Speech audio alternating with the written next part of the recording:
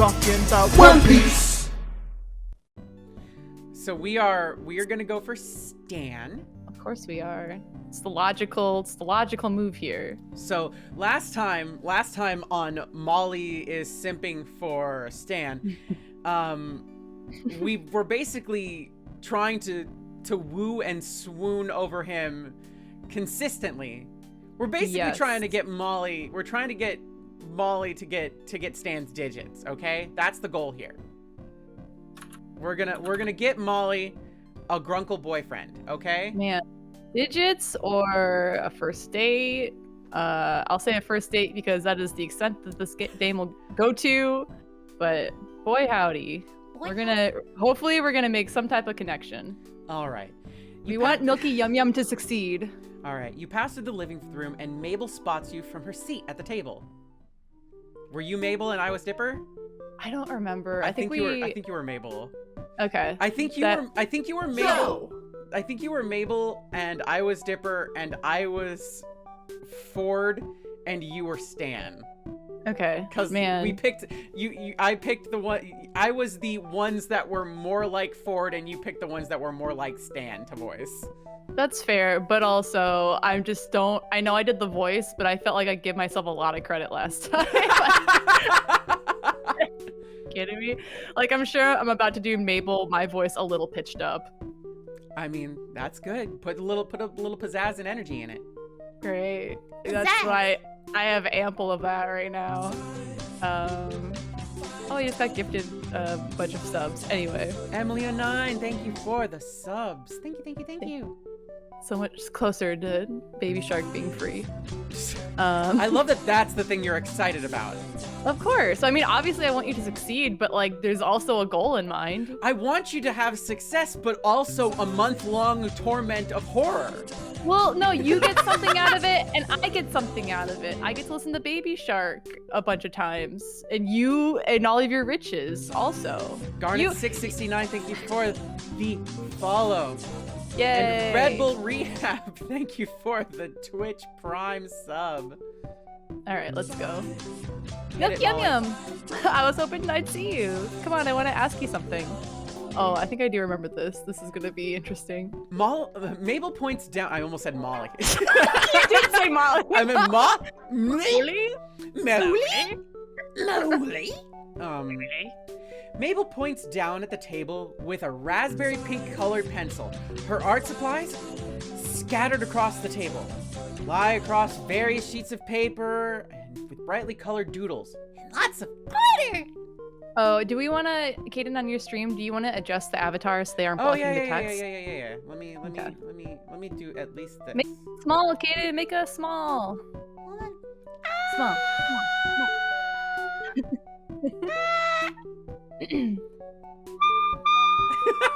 Hold on. Molly, I'm gonna move you above me so you're above my head. I'm little. I'm sitting on your head. Oh my gosh, I'm so little. I'm Molly, so small. how tall are you? 5'7". Okay. I'm so whittle. I'm just so whittle. Better? Let me move me. I'm right here. I'm so smaller.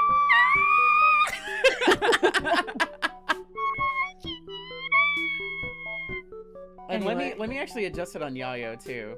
I'm gonna move you to the left side and shrink you. Okay. And I'm gonna be on the right side and I'm gonna shrink me. It's gonna be this little scamp running around on screen because I'm so tiny. Just a little one. Look at me go. There we go. Boom. Apparently K-Bay is how they have babified my name. K-Bae, that's cute. That is cute. That's pretty whittle. I approve of It's that. totally unfitting because I'm not cute. I'm feral. Whittle. I'm feral. Also, before we continue, and I really want to say this, I want to say this because I posted the pit crew, the fighty pit crew thing today, and people are just like, oh, cat ears, and I'm just like, not a cat, not a cat. I am not a cat. Not. You gotta be able to show your tail, your little waggy tail. Listen, that's what we need the live 2D model for. I'm gonna get a You're big right. foofy tail. Yeah, Big that's like foofy tail. That's like I was pointing out to everyone when I was showing them my Ruby Fairy Tales episode with the faunus woman, where I'm like, she's a dog, and I'm like, look, that's her tail, and then at the end when it's wagging when she gets proposed to, I'm like, Yeah. I drew that. I drew And that. Look at it. I knew the assignment. She's wagging her tail. My favorite part was like at the begin, or it was at the end of 2020, getting in to go into the booth, and they're just like, so we need a bunch of faunus voices. I'm just like, I will be all of the animal people. And they're like, all right, show us what you got. And I voiced all of the freaking faunus. Like 90% of the faunus in that were me. Look at this, I have hands. It's like, oh my gosh, I have a tail. It's like all that was just. To be fair, you do have hands and you do have a tail, so I mean, you're the person for the job. I am. Thank you. It's appropriate. All right, you ready? Yep, I'm ready. You see a drawing that looks like a cross between Barney and Godzilla, which, oh yeah. A page full of puppies. My children. And a page with a drawing that kind of looks like you. With, is that Ford? Or Stan? Mabel's not finished with it yet, but the telltale jawline gives it away. You sit down at the table across from Mabel and suddenly get the same feeling that you'd get at a job interview. I mean, yeah. Molly. It's intensified when she pushes her organized chaos of papers aside, just like throws it all off the table. God, and she's gonna want to make eye contact. And steeples her fingers over the table surface. Oh, she's gonna want eye contact if it's an interview. Let's go. Oh, all right. Milk yum yum. I'll be Frank. No, you're Mabel. You're Mabel. No, You're Mabel. I've been trying to find a match for my grunkles for a while, and I never seemed to get their matches made. Sorry, match? But then it's like you were pulled from thin air, attracted to the shack by a magnet of love.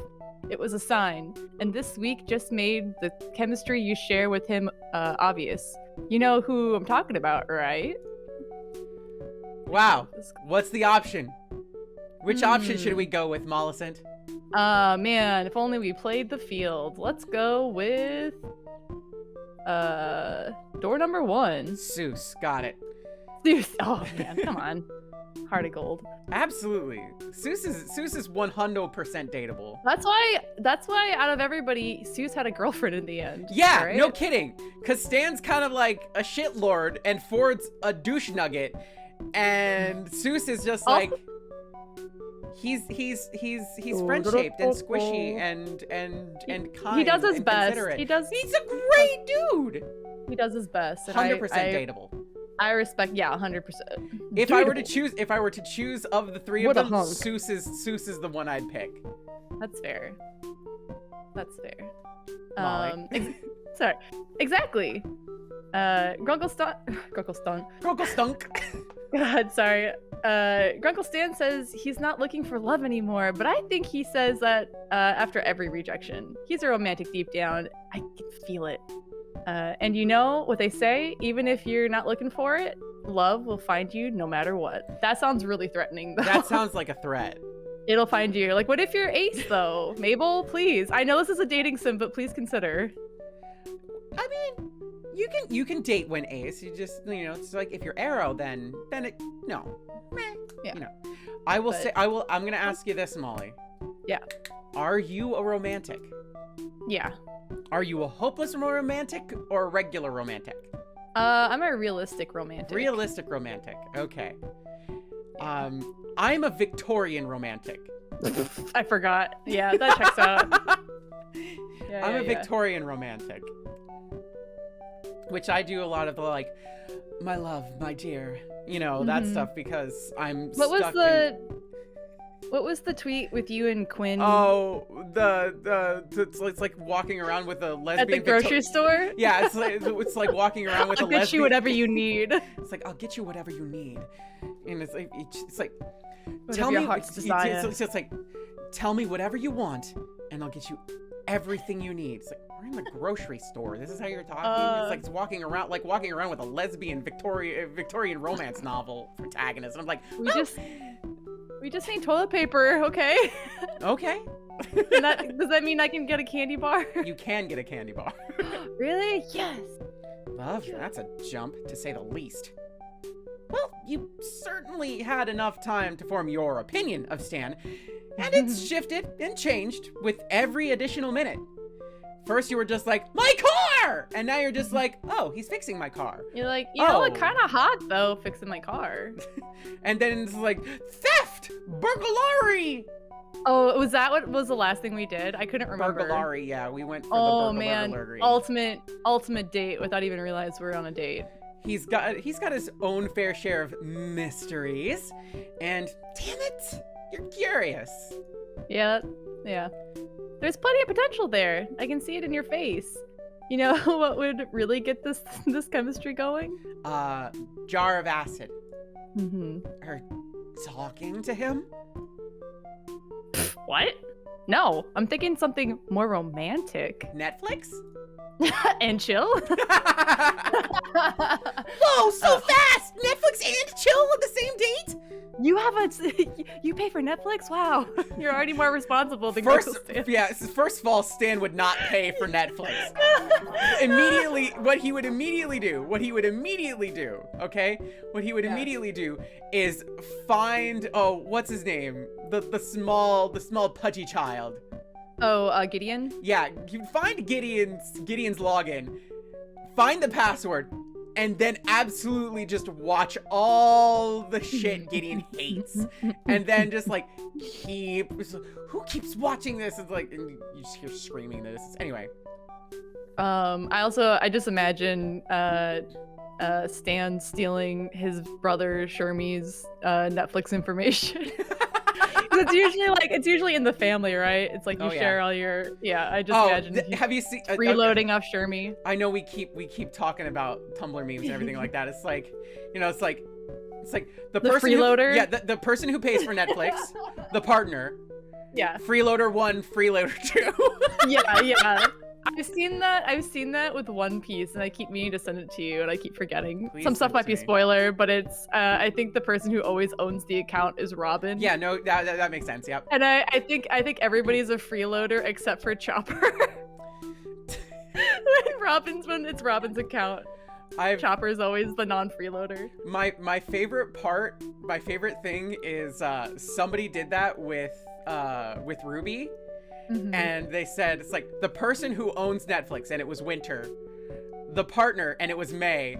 And then freeloader 1, 2, and 3 were Robin, Fiona, and Joanna. I was just like, yo. That's funny. I love that. Because full well Mesa's like, all right, here's the login information, just don't make it too obvious. Yeah, for sure. Like, don't like be watching on too many devices, or we'll get outed. Don't make it too obvious that it's y'all. Yeah. But like, I gotta share it with the rest. You gotta share it with the rest. Yeah. I mean, we're a squad, so this is just what. Don't make it too obvious. And then Robin uses a bird icon. It's like, bitch. What did I say? All right. No. Hold on. I'm getting an idea. I'll get everything ready. Milky Yum Yum. I thought we were Milky Yum Yum. That's my mistake. Yum Yum. Sorry, Milk Yum Yum. You just focus on falling completely and utterly in love. Matchmaker Mabel is back in the game. You do have Mabel energy. Thanks, yeah. Oh boy. It's the boy. It's the boy. I definitely listen. Judging us. Listen, I today is major like Dipper after the adventure energy for me, all right? It's not like in the episode where all the craziness happened. It's like after the fact, it's like I need a candy cigarette. I need to hydrate on like 7 water bottles today. Just as you exit the talk with Mabel, you run into Dipper right outside the living room. And it doesn't seem like an accident either. His arms are crossed and he's looking at you dubiously. Dubiously. So, I heard about Mabel's plan. I just left the room. Yeah, well, word travels fast, and Mabel sends out mass update texts. His defensive posture softens a bit. Just tell me one thing. I know my grunkles can look after themselves, but can you promise me you won't hurt Grunkle Stan? Never. You can trust me. You can trust Stan. You can't. Well, yeah. Well, You can trust Milk Yum Yum. You cannot really trust Stan. Let's say Stan, just because he doesn't know Milk Yum Yum, and he does know that his grunkle will do what's right for him, right? Is that your dating option? You can trust Stan. Is what I'm thinking. Yeah, I know. I guess we're good then for now. Yeah. See, you Hold can trust. on. We can go What? back. I want to see this. What? Yeah. Wow. See? I told you. Wow, He doesn't okay. know you. That's He true. knows his uncle. They saved the world together. He knows his uncle. His grunkle. A text notification sounds, and Dipper checks his phone. And be ready. Oh God. Tomorrow afternoon? For your lakeside date with Grunkle Stan? Ugh, this feels awkward enough. No offense, Milk Yum Yum. It's just my Grunkle Stan actually going on a date? Do old people even date? Yeah. Kind of hard to wrap my head around. I hope Mabel doesn't ask me for help tomorrow. I mean, I have enough trouble trying to get a date to my son. Mabel calls from upstairs. Hey, Dip Dot. I'm gonna need your help tomorrow. Oh, never mind. Oh, Dipper. That Sweet night, child. you head back to your room, ready to go to bed, but mentally still stuck on that interesting conversation earlier with Mabel. Mabel had already put her plan into motion over dinner. Turns out Stan had been planning to take the kids out to the lake tomorrow to go fishing. And, lucky you, Mabel managed to score you an invite. Waddles joins you, surprisingly, and Aw. you have some fun petting his belly and taking pictures as a distraction from your thoughts. This is you, Molly, when you're going to pet sit for your friends. No, this is entirely, or like Kofi. Literally, like, Molly pet sitting for any friends, it's just that's the Yayo talk show Discord. It's just like full of just like look at the pets, look at the aminos. It's like I'm in a situation where I can't. My apartment building won't let me have a pet, and financially I can't afford a pet. But I'm the person who babysits everyone's pets, and it's just been working out. Where like every time recently where I watch my friends' pets, they're like, oh my God, they love you so much. Like, look at them. Like, they never do this for me. And I'm like, you could be lying to me right now, but this means the world to me. And then I send you guys all of the photos where I'm like, she's touching me. She's sitting in my lap. Oh God, this has never happened before. I'm loved. I am loved. Molly has literal animal magnetism. Oh my gosh, I want to meet Kofi one day. Oh, Kofi's a sweetie Petey. I just want to give Kofi a big hug. She's a cuddle monster. Ah! You know who I think you're really gonna like though? I know you're like hyped for Kofi. Yama. Yama? Yama is okay. So Ian is like new people, and Ian will just be like, I acknowledge that you exist. Thank you for coming in. Wipe your fucking feet. Mm-hmm, that's fair. Kofi is, Hello. Hi. Hello. I'm a dog. Please acknowledge the dog in the room. Hello. Thank you. Thank you for dog. Say thank you to dog for dog. I'm a dog. Thank you. Thank you. I'm a dog. Thank you. Why are you in the other room? You should be with everyone else. I'm going to grab you and bring you to the other room with everyone else because that is my job as the dog. It's true. Yama is low-key super chill, does little chirpies, little cat chirpies, and he is like, oh, hello. I have decided that you're now a bed, and I'm going to lay on you, and I'm going to fall asleep. Were you tired a minute ago? No? Well, you are now. Oh, Yama. Can't wait to meet them all one day. Soon. Gosh, yeah. You gonna come to RTX? I would love to. Come to We RTX? do RTX, not online. We're coming with RTX in person next year. I mean, that's what they said about this year. No, but... no, we never said that. Oh, sorry. We never said RTX. We specifically were just like, we don't know, so we're not going to say anything. That's fair. I think my heart was like, I'll do it if they're there. Oh no, it's online again. Next year is like, it's like 99.999% gonna be in persona. Man, I would love to be able to believe that. Me too. I'm in the hell city where variants are popping up left and right, so. Yeah, just come to Texas and then don't go outside. Okay, can we go to Buc-ee's once and then stay inside? Bro, we can go to Buc-ee's. Yay! I'll take you to Buc-ee's. I'll take you to the big Buc-ee's. There's a big Buc-ee? I There's thought they're all big. No, It's there's Texas. there's the giant Buc-ee's that's in between Austin and San Antonio. That's like Redonkabonk Big. is Borg. I like that. Let's do that. Anyway, Then we can get the beaver nuts. It's pig time. Nugs. it's almost like he knew something was up. Or did Mabel send him?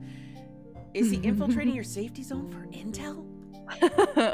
You decide not, laying back under your mattress, and try to relax. Waddle settles by your side, snuggling up, making little Aw, pig snorts. That's nice. Thanks for the support, little buddy. I Eventually- require so little. I require so little to make me happy. Like, please. Even the fictional pig snuggles make you happy. Yeah, this is some quick serotonin I wasn't expecting. And we're sharing it with everyone. You know what that makes it? Serotonin? It's serotonin. Yeah, I like that. Eventually, you get tired of your phone. That's bullshit. And decide to close your eyes. But you can't just stop thinking about what Mabel said. Thick, hot grunkle meat. That was directly in my ear. I know. Thick, hot grunkle meat. I'm just thinking of, sorry, the most unbelievable part of this dating sim is I got tired of my phone. I've been up till 6 in the morning reading fanfics. That's some crap. Who you have time Who for among us? sleep in this economy? Yeah, I found this like 50 chapter fanfic I gotta get through before I gotta go back to work, man. And Yo. now is my time. Do you understand? I'm in the middle of reading it. I'll tell you later. Great. Tell you later. I'm reading a couple and I'm just like, this is good. Uh-huh. Like, it's been a minute since I got some good fanfic. I'll show this sniveling Oh, that's the puppy that best. he's more bark than bite. Chaos Codex, thank you for. The hosting. Thank you. Stan, a romantic? Is that what Mabel said? Yeah, right. No way. Oh my god, is that what Mabel, did she say that? Yep. What did he say? Okay, but what did he say? Maybe charming in his own way, sure, but the type of guy to go on an actual date? Planned by Mabel? What was Mabel planning anyway? She might go for something fancy or formal, but Stan really seems in his element with the hands-on nitty-gritty stuff, which, hey, I like a guy who can get hands-on and nitty-gritty. Hey. See? Aiden's coming around. Hopefully calling it a date won't ruin the natural thing that you have going. Yeah. Your eyes finally closed for good. You died. Oh, no. Oh, no. What a twist. I want to address that phrasing. Your eyes finally closed for good. There's so many like things that use that phrasing. Good. Do you know what for good means? It means forever. For done. You're Your done. eyes closed forever. You passed away. Waddles ate Wasted. Or what's the Bloodborne one? Oh, You died? You died. You died. That's it. That's the one. I wanna, gosh, I wanna see if I can, I wanna see if there's a mod for Resident Evil 4 that says instead of you died, it says F. It's just a big giant F. F. Anyway, your eyes finally closed for good, feeling weighed down and heavy. You give Waddles a pat while you still can before slipping into unconsciousness because somebody hit you with a frying pan. No, that is a me mood. I'm about to pass out. Quickly pet the pig one more time because you have the opportunity to do so before you fall asleep. That's me. You slip out of a dream and back into your room in real life. The sky is light outside, and groggily, you feel regret as you realize Waddle's comforting weight isn't there anymore. Oh no. Wait, that's not what you're regretting. You're regretting the end of what feels like it was a really good dream. Oh my god, just real quick. I'll make this as quick as possible. I just remembered I did have a dream with Mark last night, and it was bananas. Mark Bananica? Yeah, Mark Bananica. I had this wild dream. I had a quirk that can control water. And I was like, well, I've given up my life. I've taken to the river on a raft, and I'm just gonna like go to the open road or whatever on the water. And I ran into Mark, and Mark was like, oh man, I don't know what to do. And I'm like, join me on my river craft. And so it's like, oh boy, here we go. And I got us to Florida, and we like went to a bar, and we were like at some event, like some trivia event or something, and like the whole goal of getting to Florida, I think, was that like I can control water. Boy, I would love to see the ocean one day. Oh, the ocean is in Florida. Let's go to Florida. The ocean is in Florida. At least not around near Florida. It's not next to Florida, not surrounding Florida. Oh yeah, you know, the ocean. It's in Florida. Oh my god, I totally forgot this. So then we were doing trivia at the bar, and Mark's wife showed up so that our team got stronger. And it was a situation where I looked up, and The Rock was there, like Dwayne the Rock Johnson, and like we made eye contact, and I had this internal thought where I'm like, I don't want to. This guy is just having a fun trivia night. I don't want to be that guy. And so like I just immediately like looked away, like he meant nothing to me, and went back to texting. Wow. I woke up and That's I forgot harsh. to tell. I forgot to. I mean, in a good way, right? That guy must get bugged all the time. It's not like I'm not impressed with him. It's that I wanted to give him a space for him to just be himself without being like, "Oh, you're The Rock. Like, entertain me." And it just was like we made eye contact. I didn't give him a dirty look. I just like looked away. Like he must have seen the recognition on my face because I knew that he knew that I knew who he was. And Molly, I was like, say that again. I knew that he knew that I knew who he was. Nicely And done. I wanted to see if you could do it again. Oh, I could do it again. And yeah, I was just like, no, I'm not going to be that person. And I looked away so that he could have a nice night. And that was my dream. Totally forgot to. That was the first thing I meant to do this morning was type that up in chat. Totally forgot. Anyway, whoa, now wait. he knows. This is a steamy dream. Stan had taken you with him to the lake, you think, and somehow ended up in the water. Sunlight streamed down on him, and he grinned. Green guy. Sunlight Yeah. streamed down on him as he grinned at you, his white shirt sticking wet to skin. That'd be a date, all right. But my. it's the last thing you're expecting from today. Laughing quietly at yourself. You glance at the clock to see it's time to get ready for the day anyway. Great. A little while later, and you're dressed for the day at the lake.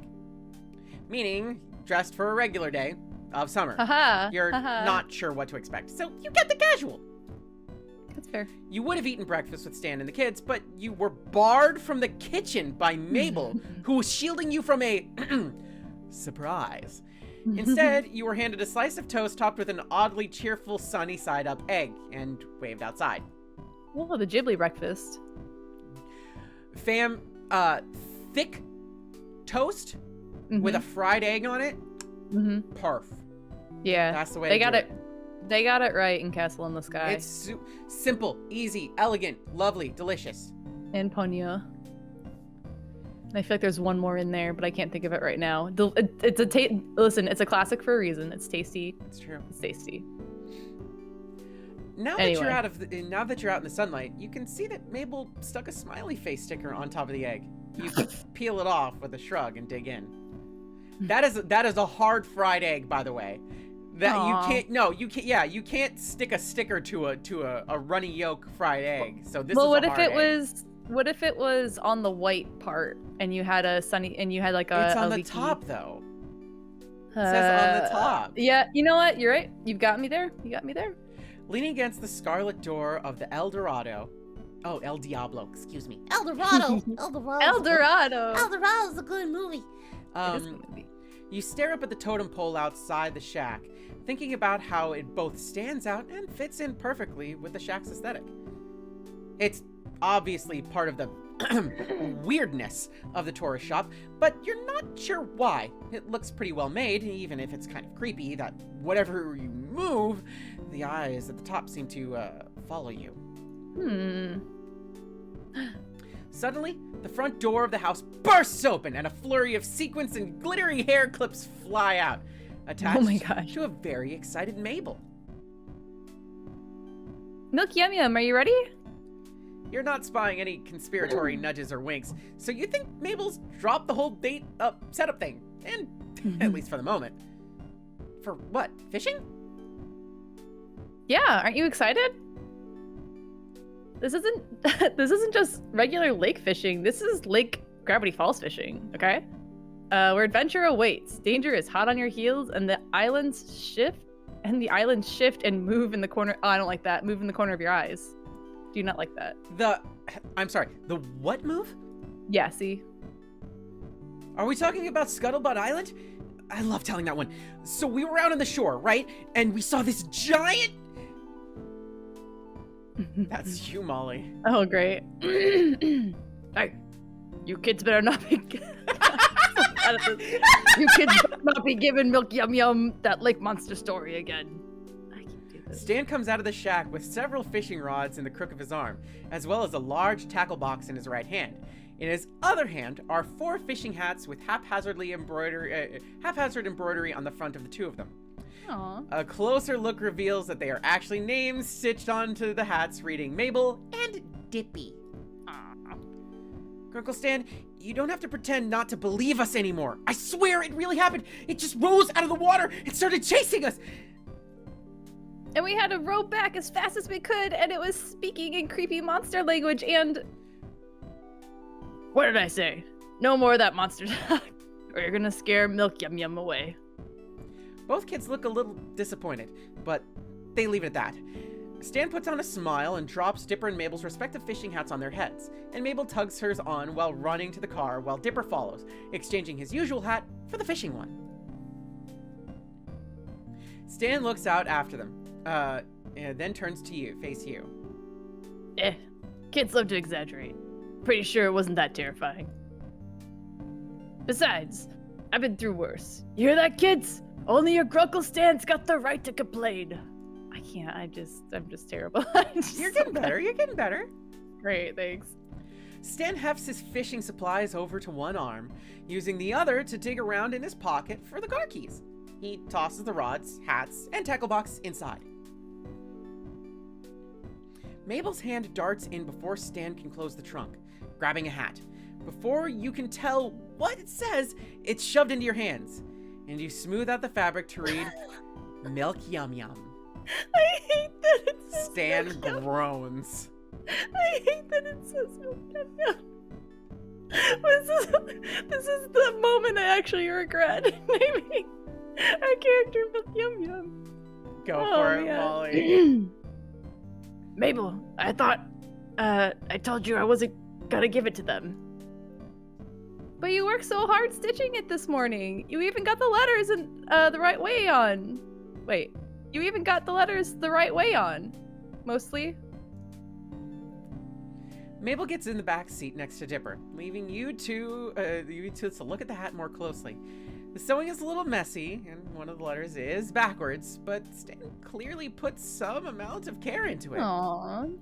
Speaking of Stan, he's staring at the hat Mabel shoved at you, thinking of something to say. Did you really make this for me? Stan scratches the back of his head and shrugs a little. What a kind gift for such a horrible name. Yeah, Mabel wouldn't let me leave until I made you one. Said it was nicer if all of us had matching hats or something. Immediately put it on. You have to put it on. You put it on and beam at Stan. Aw, that's He doesn't respond, just reaching up and closes the trunk. But you see he looks almost too privately pleased to give comment. Ha ha ha. Oh, that's kind of Come on. cute. Yeah, see? Yeah, see? We got this. Come on, let's go to the lake before all those tourists get the good parking spots. The parking lot is far less packed than Stan had made it out to be. The weather brought out the true fishing fanatics, and you recognize a few customers from the shack's gift shop milling about. There are a couple clouds out, but the sunshine is warm against your skin as you step out of the car, and you shield your eyes from the light as you look out over the lake. A few boats bobbing up and down in the blue-gray water. Hey, blue gray. Look it. I got gray, and then I got blue. It's me. It's the waterness. Look, it's the whole thing right there. Blue, eyes, gray, hair, water, trainer. Boom. Wow. Done. Wow. Wow. In the blue-gray water sport, telltale signs of fellow fishers with poles sticking out over the boat's edge. But some people are just relaxing in the water. Families sit on the beach, towels, and sunbathe, and you spot a couple of kids standing in line for a hot dog stand. Hot dogs. For a small town, this place is pretty lively. Oh boy. Mabel and Dipper run out to the shore, where a splash from Mabel soon devolves the moment into a contest of who can splash who worst. You grin at them and their laughter, but a quiet grunt from behind you catches your attention. Left to get everything out of the trunk, Stan struggles to get the fishing equipment out without dropping everything. Oh, we gotta offer to help, man. Come on. Hey, need some help? Stan glances up at you. It's really not that much, you know. Not even a couple poles? Ha! Stan considers this for a moment, then hands you 2 of the 4 fishing poles. Think you can hold your own? What, under the crushing weight of a couple fishing poles? I think I can manage. Yeah. You hear Mabel's voice from the distance away to the shore. Truce! Hold on, I've got a phone call. You see Mabel taking out her cell phone as Dipper takes the opportunity to start wringing out parts of his shirt. Uh-huh. Okay. I'll be there in 5 minutes. Bye, Grenda. Mabel hangs up and rushes to you and Stan. Uncle Stan, I'm really, really sorry, but an emergency is happening right as we speak. What, somebody dying? No, the opposite. A birthing. Oh my god. Grenda Jr. is having a baby right now, and Grenda needs me there for motherly support. Uncle Stan, you gotta let me go. Stan scratches his head and frowns. Well, I don't know, sweetie. I thought we were gonna do fishing today. Can't you... Can't you hold it in? Isn't that a thing that happens? Nope. And it's not every day I get to see the wonders of iguana childbirth. Uncle Stan, please. Mabel gives him those patented Mabel puppy eyes. Puppy eyes. Stan lets out a heavy sigh, shakes his head, and smiles. All right, Pumpkin. Go on. I know your friend's waiting for you. Thank you. Mabel wraps her arms around Stan's waist and gives him a strong hug, her wide grin never faltering. She then lets go and grabs Dipper's wrist before dashing off. I'm taking Dipper for moral support. Wait, I didn't agree to this! Mabel! Mabel! I thought lizards hatched from eggs. Thought so too. The hell, I've seen weirder. That's not the question, a kid. I just love that you guys. Before you this delve... this is a blatant lie for Mabel to get you two alone, Yeah. and you're both like, huh, see right through that, but I don't fucking know. It's 2021. Who's to say that, you know, lizards aren't giving birth now? You know, weirder things have happened. Who can say? Before you delve too deeply into the thought of live-birthed lizards, which I'm sure exists in some fan fiction somewhere, your phone God. buzzes in your pocket. You pull it out, and it's a text from Mabel. That little son of a... Hi, Milky Yum Yum. I fixed you up so that you can get a whole day with Grunkle Stan. Have fun. Wink. Oh shoot, I gotta go. Grenda says Grenda is getting closer to baby time. See ya. That clever little devil. Something wrong? Not just Mabel saying she's going to send lots of pictures of the newborn lizard. Well, come on. Let's get the fishing before it gets dark out. Towards the end of the first pier, docked with only a frayed length of rope, is a sad-looking dinghy with the words "Stan-O-War" brushed in thick black paint. You note a small, rusting motor on the stern that looks as if it's going to fall apart at any moment, and what looks like a hastily made patch on the side. There's no way this thing is watertight. Stan sets the 2 poles down inside, along with a tackle box, and gestures at the boat. Well, there she is. A beauty, ain't she? Well, maybe a classic. You look at Stan, then back at the boat, then back at him. It's a bit small, don't you think? Stan crosses his arms. Oh no. What, you saying you got a problem with my boat? No, it's just... Carp capacity, elbow room. Safety concerns. I'd say elbow room. I was gonna say carp capacity. Okay, let's do that one then. Where are we gonna put all the massive amounts of fish we're about to catch? Stan laughs at that, his expression brightening. Oh, Kane, you picked the right one. Ha! Optimistic. I like it. Molly, you know damn well that I can figure out the pathway to dating somebody if given a multiple choice option. In any other scenario, I am fucked. Well, as somebody who, I don't know, who doesn't do dating sims very often, the point of the game is to get very far with somebody, and often my comfort level is not the comfort level the game wants you to be at. So I'm glad that we're doing this together. I just want to say that somebody played sexy sax. Can I ask a following question? You can. Is that a dating sim for dating instruments? What, it's sexy sax? Yes. It should be. Oh, okay. I don't know what you're talking about then. Sexy sax, you don't... Kenny G. You should... No, I'm not saying just that. No. Oh. Kenneth Guh? Yeah. Not Kenny G, it's Kenneth Guh. Oh, I'm sorry. I don't know him personally, so I can't call him by his full name. We're not on that level. We're not at that friendship level. I'm sorry. I'm gonna reel in so much fish, it'll be coming out of your ears, Stanley Pines. All right, hotshot. I'll do that. I am not this confident in real life. I would never say that. Yo, me either. We've had this discussion before. Yeah. We've had this discussion before. You are just like... You're awkward energy, and I'm too fucking dense. Somebody could glue a note that says, "I would like to date you, Kdin," and like put it in backwards, so if I looked it in myself in the mirror, I would see it, and I would still be like, "Huh, wonder what that means."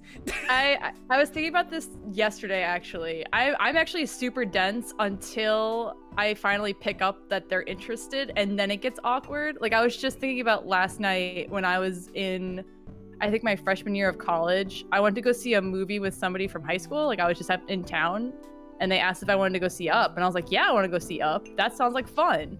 And we saw the movie, and I was like, thank you for seeing this movie with me. See you around. And then I had another friend text, and they were like, oh my god, great first date, huh? And I was like, what? What? we saw Up. Like, there was no following question. Nothing happened during the movie. At no point did I pick up that this was a date, or like that they were trying to be friendly with me, like more than friendly rather. And I was like, what do you mean? I'm like, if that was a date, that was like the worst date I've ever been on. Also, I didn't consent to a date. I consented to go see Up. Like, it was so weird.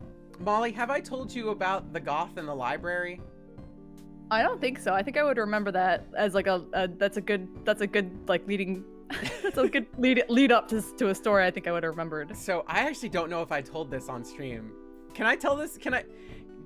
Yayo Talk Show chat, my Twitch chat. Do I have permission to tell a bit of a tale before we continue the? Please say yes, because I want to know this too. Chat, say yes. Dude, okay, somebody in chat made a joke that said The Goth in the Library by Agatha Christie. I am actually reading an Agatha Christie book for the first time. Dude, I love Agatha Christie. I've never played an Agatha Christie game, but I've read books. There's games? Molly, do you want to? I've never played any of the Agatha Christie games. Do you want to play an Agatha Christie game? Yeah, I had no idea that was an option. Yeah. I watched the occasional movie, and I know that she has an extensive catalog of mysteries, and Molly, I'm gonna tell you something, and you're gonna be like, what? Okay. I'm gonna tell you this first before I tell this story. You ready? a shot, and I missed. I took a shot, another shot, and I missed. No, really? I took 3 more shots. They all missed. That's one of those. I thought that was what's the talented lady detective? I thought that was one of That's her Nancy books. Drew, but they have games just like that for Agatha Oh my Christie. god. Okay, but Just that was like the- Nancy Drew. Yeah, it was Nancy Okay. Drew, but they have games just like that, but they're Agatha Christie. I would love to play one of those with you. They're like Nothing hidden I would love item games more. or detective games. Yep. I feel like I can pat myself on the back for most mysteries I can figure out, but I would love to sleuth with you and see how your brain processes. How long did it take you to figure out who did what in Knives Out? The first 30 minutes actually. Yeah, it's immediate, right? It's like I just didn't have the evidence. They didn't give me enough evidence yet, but I knew who it was based on the clues that they laid out in the first 30 minutes. And that's what makes that movie so good. It's because if you know where to look, they're not gonna it's not gonna be like this guy we didn't introduce until the 2 hours in. Like they're giving you all the information that you need to know. And so it's like you just need to pick up on it. And I remember being like, I knew exactly who it was. I saw it with my parents a couple years ago for like the holiday season. And I remember being in the car and being like, my dad's like, wow, it took me a while, but I got it. And I was like, oh, I knew right away. Like I knew it had to be this, I knew it had to be that. My dad's like, no, you didn't. No, you didn't. And I started laying out all the clues. And I remember the one that I love though, the one that was like such a good payoff is the monologue that the grandpa has about his grandson, Ransom, not knowing the difference between a stage knife and a real knife. Yep. And that playing out in the climax was such a, I'm so excited for these additional, they finished the shooting of the second one and I'm so excited. I'm very hype. Oh, I'm so excited, Kdin. But yeah, please tell this. I think everybody in chat agrees. We want to hear about the goth in the library story, please. Okay. All right. You ready? Mhm. All right. Goth Yeah, in the library. Here's this goth in the library story. I'm gonna save real quick too. Great. Yeah, that's a good idea. So Goth in the Library story goes like this. So as a kid, didn't have a lot of friends. Didn't really do much of anything. I was extremely studious, and I pretty much spent most of my time studying and at the library, and pretty much just planning my entire life around being the best of the best of the best, carrying the name on with honor, and so on and so forth. Blah blah blah. That didn't happen.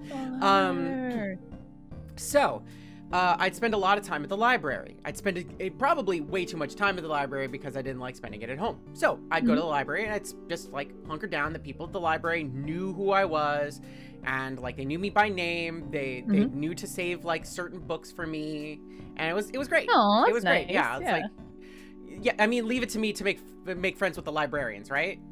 Yeah, but it's like not even just friends. It's like that they're going out of their way to do something nice for you. Like that's nice. I would love that. I would love that type of relationship with my librarians. So anyway, I was probably about I had to be about 15 at this point. And so I'm at the library and I'm sitting there and I'm reading, and I have like a stack of books with me. I'm reading like various things. I'm a nerd, so I have like manga, I have Edgar Allan Poe, I have, the various Hitchhiker's Guide to the Galaxy books next to me. Like, I have all that stuff next to me, and it's just basically, here's some nerdy nonsense, like, so I'm reading through all that stuff, and I'm just kind of like enjoying, it's like reading it and being super cash and just, doing, nerd kid stuff. And then there was this girl who showed up, and she sat next to me. This is a big long table. You know those long tables at the library? Big long table. Empty. It's just me. She sits next to me. Oh. She sits next to me. And I'm quietly reading, and I'm thinking, why the hell is she just sitting next to me? There's like a long ass table. What the frick frack? So I'm just kind of like sitting there and just kind of like reading, and I'm just like, that's weird. Why is she doing that? And she looks over and she's like, hey, what you reading? And I'm just like, and I just kind of show her, don't even say anything, I just kind of show her the cover, and she's like, oh, that looks nice. And then she kind of just goes back to minding her business, and kind of she doesn't have a book. Okay? Oh, She doesn't that have would a be- book. I think I have an idea where the story's gonna go, but that's a red card for me. I would doesn't- be like, oh god, She doesn't I'm have a just- book. this So person's trying to get me into a pyramid scheme or something. so I'm just sitting there reading, and she's just kind of like hanging out. Then she Mhm. gets up and she goes and she gets a book or two, and then comes Oh my back God. and sits Mhm. down again right next to me. I'm just like, what? Yeah. Again, why did you sit next to me? It's like, at least you have books Mhm. now. Okay, you're gonna read. She Mhm. picked up the one of the books that I was reading, the one that I was Interesting. reading, and another book. Mm-hmm. And she's just like, it looked interesting. She didn't even like, there was no like follow up. It was just like her, just like, it looked interesting. No, like, oh, why did you just pick up that book and sit back next to me? I'm not asking this or anything like this. She's like, it just looked interesting. And then she slid the other book over. And it's like, this is one of my favorites. And it's like, okay, thanks. Okay. Mm-hmm. Back to book. Mhm. Me Yeah, quietly reading. you're there for a reason, all right? You're not there. This isn't a bar. Go on. So this is just, it's like, and this is just like, so she's reading the book that I'm reading next Yeah. to me while I'm reading Yeah. this. Yeah. And at some point, my brain gets curious. I'm just like, how are you liking it? Uh-huh. Because I Sure. can't deal with awkward silences. Even though Sure. it is a library, it's like somebody sitting next to me and now reading the exact same damn book that I'm reading. So it's like, and she was just like, oh, it's really good. Mhm. I'm wondering, it's like, what do you think? It's like this like started talking about the book. It's like, okay, I can get, this is fine. This is a fine conversation now. This is less Sure. awkward and whatever, blah, blah, blah. This was all day. Uh-huh. All day. Cause I had like 30 books next to me. I'm not getting up. Mm-hmm. And I read fast. So like if, at some point, like I'll put something down, take a break, read a manga in like 15-20 minutes, and then just go back to the book I'm reading. Sure. And she just keeps reading too, and like chiming in with this, that, and the other thing while reading. And finally, it gets to be about closing time, and they make the announcement. It's like, the library will be closing in 30 minutes. And she Mhm. goes, and she gets up. She goes over to the little, like with a little pencil with the paper and stuff on it, right? Where you like write down all the Dewey Decimal stuff and blah blah blah. Oh, sure. She comes back with a pencil and 2 pieces of paper. Uh-oh. She comes back with a pencil and 2 pieces of paper. Uh-huh. She sits down again, writes down on one of the pieces of paper, slips the other piece of paper in the book that she was reading. That was the same book that I was reading. Mm-hmm. Grabs the book, and then slides the other piece of paper to me. And she goes, I hope to see you around sometime. Mm-hmm. And then she leaves. Uh-huh.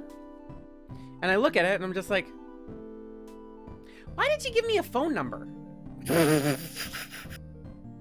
Whose phone number is this? It's like, why did she give me a phone number? Is this the phone number to the library? So, and I'm just like, oh, maybe she meant to take this, and this is one of the Dewey Decimal things that she wanted to write down, and she Mhm. gave me the wrong one. Mm-hmm. So I look around, she's gone. I'm just like, well, I guess I'll just use this as my bookmark. So I put it in Yeah. the book. I took the books that I hadn't finished. I returned the ones that I did, Mm-hmm. and I checked my books out, and I went home. Mhm. So I was 15. Yeah. 10 years later, I'm 25. Oh no. I'm telling Wow. this story to Quinn. Oh no. And Quinn's like, so Honey. she was hitting on you. And I'm just like, no. See, the story is No? funnier because the original way I told it to Quinn was, yeah, no, she wrote down the book that she was looking for and then handed me that one on accident. It's like, hey, idiot. That was her phone number. She was flirting with you. It took me 10 years. When you said 10 years later, I was like, you went back to the same library and she was there? I was waiting for that. And then no, it took me 10 years to figure it out and my partner to tell me. I love that Quinn was like, girl? Like You're an idiot. with like the pray hands. Like, No, yeah, that's great. Listen, poor Quinn has to put up with this. This is why we protect you. We protect you. I'm an idiot. And I'm dumb. I will Me say this. too. I will say this. I will say this a million times. And I hate to make myself seem even stupider. That's not even the only time it's happened to me. Okay? Because I went to a convention. I sat down. A guy came up to me and said, "Hey, cutie," and then gave me a piece of paper with his phone number on it. And I was just like, what the fuck is this about?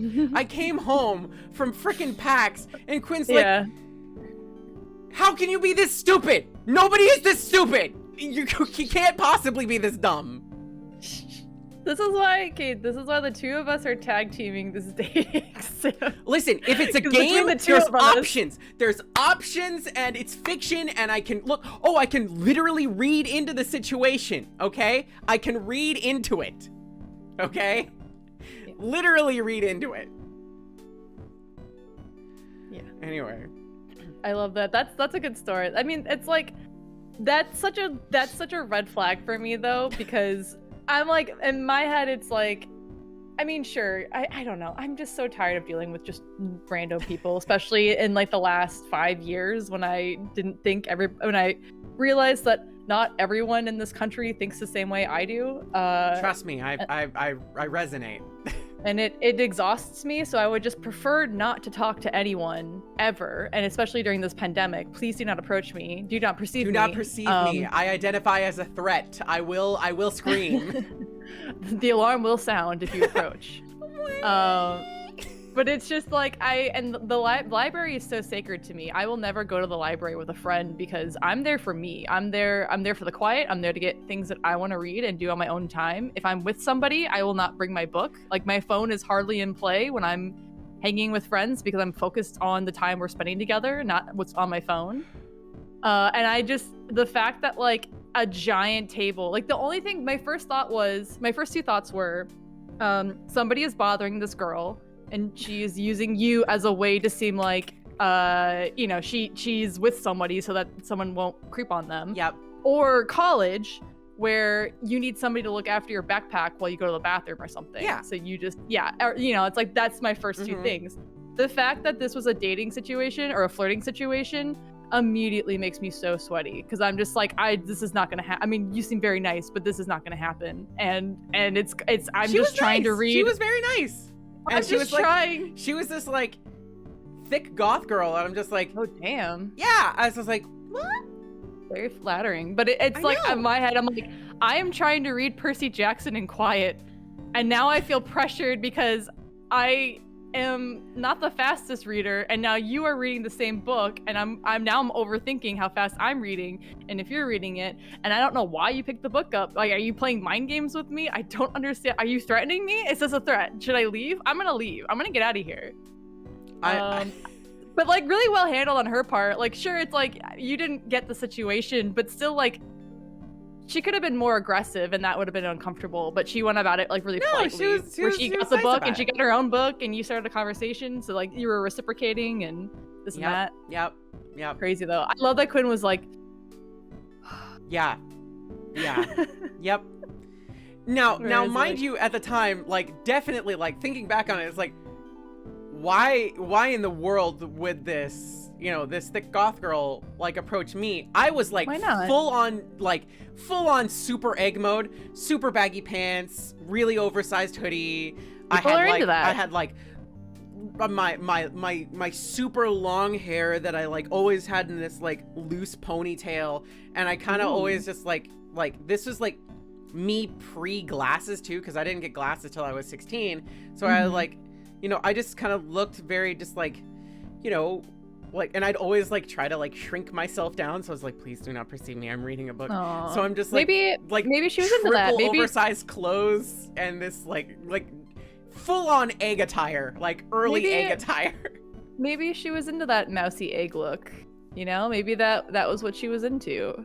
Maybe she too could relate and only recently got into being a sexy goth, a thick goth, if you will, and was just like, yeah, I might be a goth, but like, I remember my roots, right? Like, you seem nice, You know, people are multifaceted, right?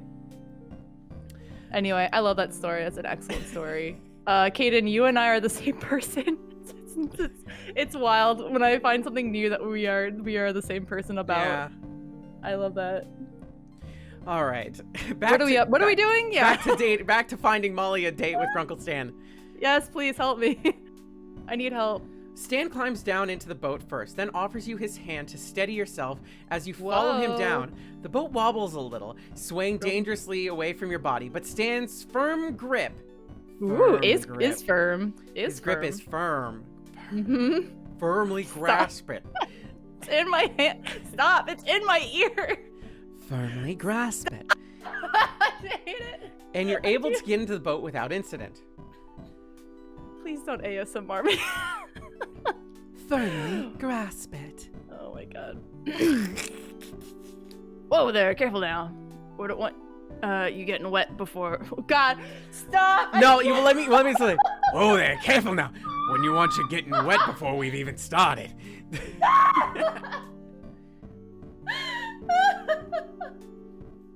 Oh no! Haven't even started, already getting wet. Let's go! Stop! Oh no, it's sweaty time. I don't like this.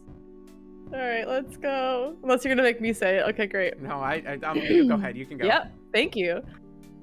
The footing's a little tricky, see? That plank has a habit of moving and tipping this boat the whole way over. Yeah, the whole way over. And when that happens, you want to swing your weight over here. Okay, no, I'm getting out. Yeah, that's fair. Stan chuckles heartily, making it clear that he was joking. In your relief, you notice that he's still holding your hand from the assist earlier.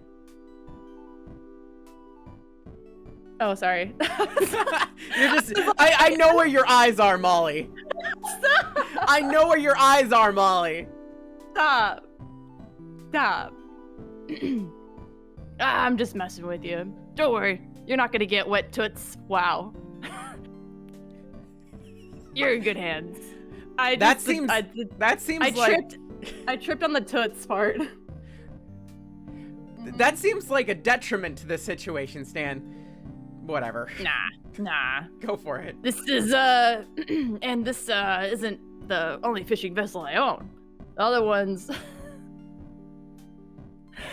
one's bigger, called Kdin and Molly 2. So Creative. You like my boat? I got a bigger one. Hey, I'm not joking this time. I got pictures. Oh god.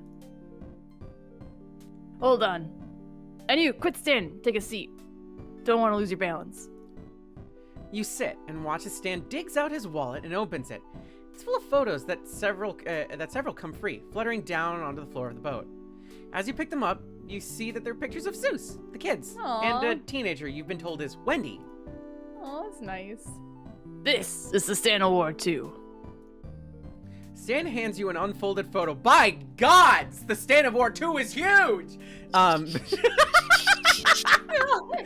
Which depicts him and Ford standing proudly on the deck of a comparatively larger, newer, and safer-looking vessel than the one you're in now. It's docked at a place that you don't recognize, and the sky is bright blue and cloudless. Wow. Oh my god. Cheers a resilient one. Sailed all over, never let me down once. Well, until me and Ford came back to Oregon. Then poof, she sputtered out. We had to send her in for repairs. Something about sailing in extreme environments. Point is, I'm back down to Kdin and Molly Mark 1 over here. This old girl's got her quirks, but she's reliable. I'm guessing this one needs fixing pretty often. Yeah, like my El Diablo. Every time it broke down, I just fixed it up again. Learned real quick what to do and what not to do under the hood. Wow. He chuckles to himself and dusts off his hands before presenting his outstretched palm to you. Oh god. You see this? You see that big scar right across my palm? I told the kids I got it fighting off a big grizzly bear. Heh, you should have seen the looks on their faces. Thought I was some kind of hero, you know? But the real story is I burned it on the engine when I was 16. Musta thought it was hot stuff. Trying to change the oil. I must have thought I was hot stuff. trying to change the oil while the car was running. Well, don't do that. No. Just chat. Just so you know, please turn your car off whenever you do maintenance on your car.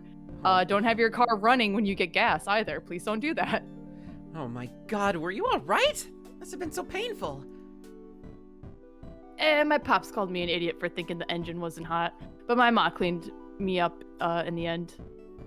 You remember you're still holding his photos, and you hand them all back, which he returns to his wallet with some difficulty. Hey, does that wallet just carry photos? Or does it hold money from time to time? Stan chuckles at your teasing. Nah, I just keep a lot of photos in there to remember. Keeps me grounded. Oh, it's... Anyway, let's get the show on the road. Stan turns, Yeah. busying himself with cranking the motor. And with a few pulls, it sputters to life, expelling a thick plume of exhaust. He coughs and attempts to wave it away quickly. Stan gives the motor a couple good thumps, and it quits coughing, the engine smoothing out into a much gentler thrum. From there, he's back to focusing on untying the boat from the pier and easing it out into the open water of the lake. Glancing around, you spot two policemen from your night in the clink, and you quickly God. duck out of sight, hoping to avoid being seen. Stan turns his head and notices you crouched under the bottom of the boat and quirks an eyebrow. You hiding from the sun or something? No, it's the two cops from 2 days ago. Stan whips his head around, spots them, and lets a laugh so loud it startles you. Ooh, Blubs and Derlin? Ha! I told you those two are harmless. And besides, I think today, they're a little more focused on each other than us. You peek your head over the edge of the boat, just enough to check out Stan's claim. Sure enough, the two cops seem to be engrossed only in each other, laughing and applying sunscreen to each other's skin. It's cute, you think, and a relief that they're not on the lookout to arrest you and Stan again. Phew, thank goodness.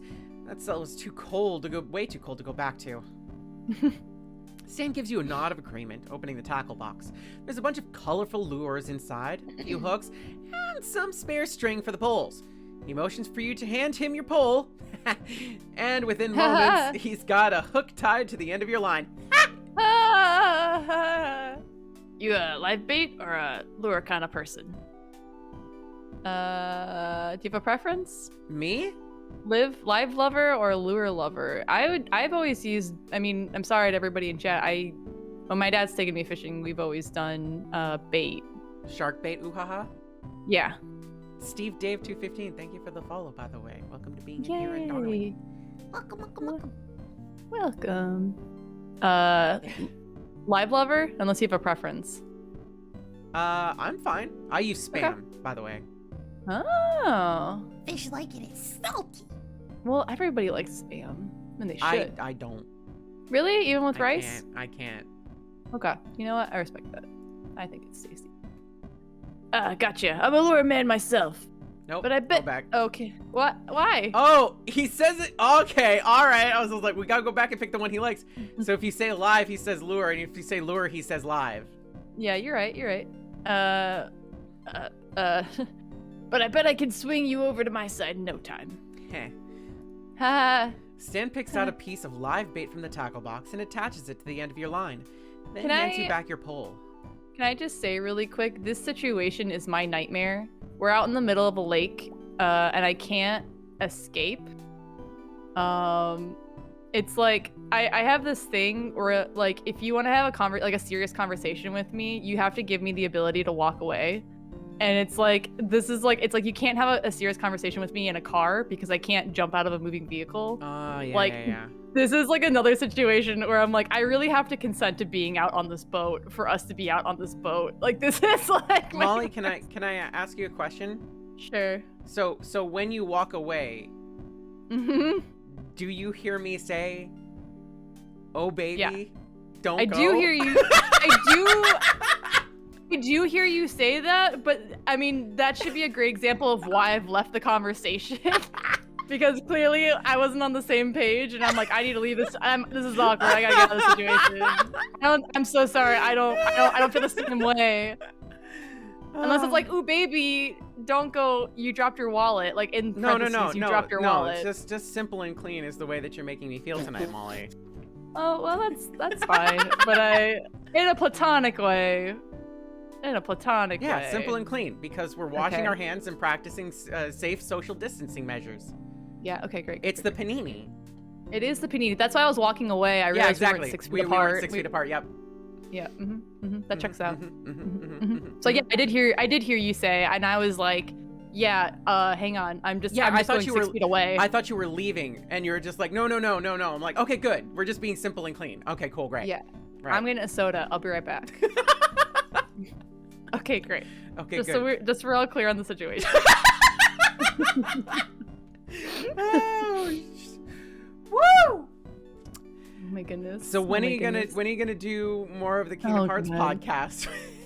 I don't know. I mean, I just feel like it would be a bummer because the things I've seen for the new games, it's nothing that Molly, He he should have given me control of Kingdom Hearts 3 and I would have given us everything we wanted. Molly, here's my question to you. Yeah. Would you? Mhm. And this doesn't have to be on Yayo Talk Show. I don't know if they want to be subjugated to this nonsense. But Mhm. and this goes for Morkimus Bananica as well. I know you're still here. Mork. The Gaming Night 2117. Thank you for that. Twitch Prime sub. Thank you. Thank you. So would y'all come and be guests as I played through Kingdom Hearts? Yeah, I would love that. The whole thing. I mean, I'm not going to speak for Mark, but yeah, no, genuinely, I would love that. Like, Mark and I only got to talk about Kingdom Hearts 3, but I'm very passionate about all the games, honestly, the entire story. That's why I'm like, Nomura, he should have given me full control, and I would have taken us home based on all of the crap that he wrote. I would have made it all work. Together. Molly's just like, I'm gonna write a fix-it fic right now. I am the Pepe Sylvia Wall of Kingdom Hearts lore, and I could have done it, and I could have done it well, instead of and that's why I'm like, I keep saying, you're like, are we gonna do this? Are we gonna do that? I'm like, I don't want to play the additional DLC for Kingdom Hearts 3 because it's so bad. Also, I think the Memory of Melody, people get flagged on Twitch for copyright.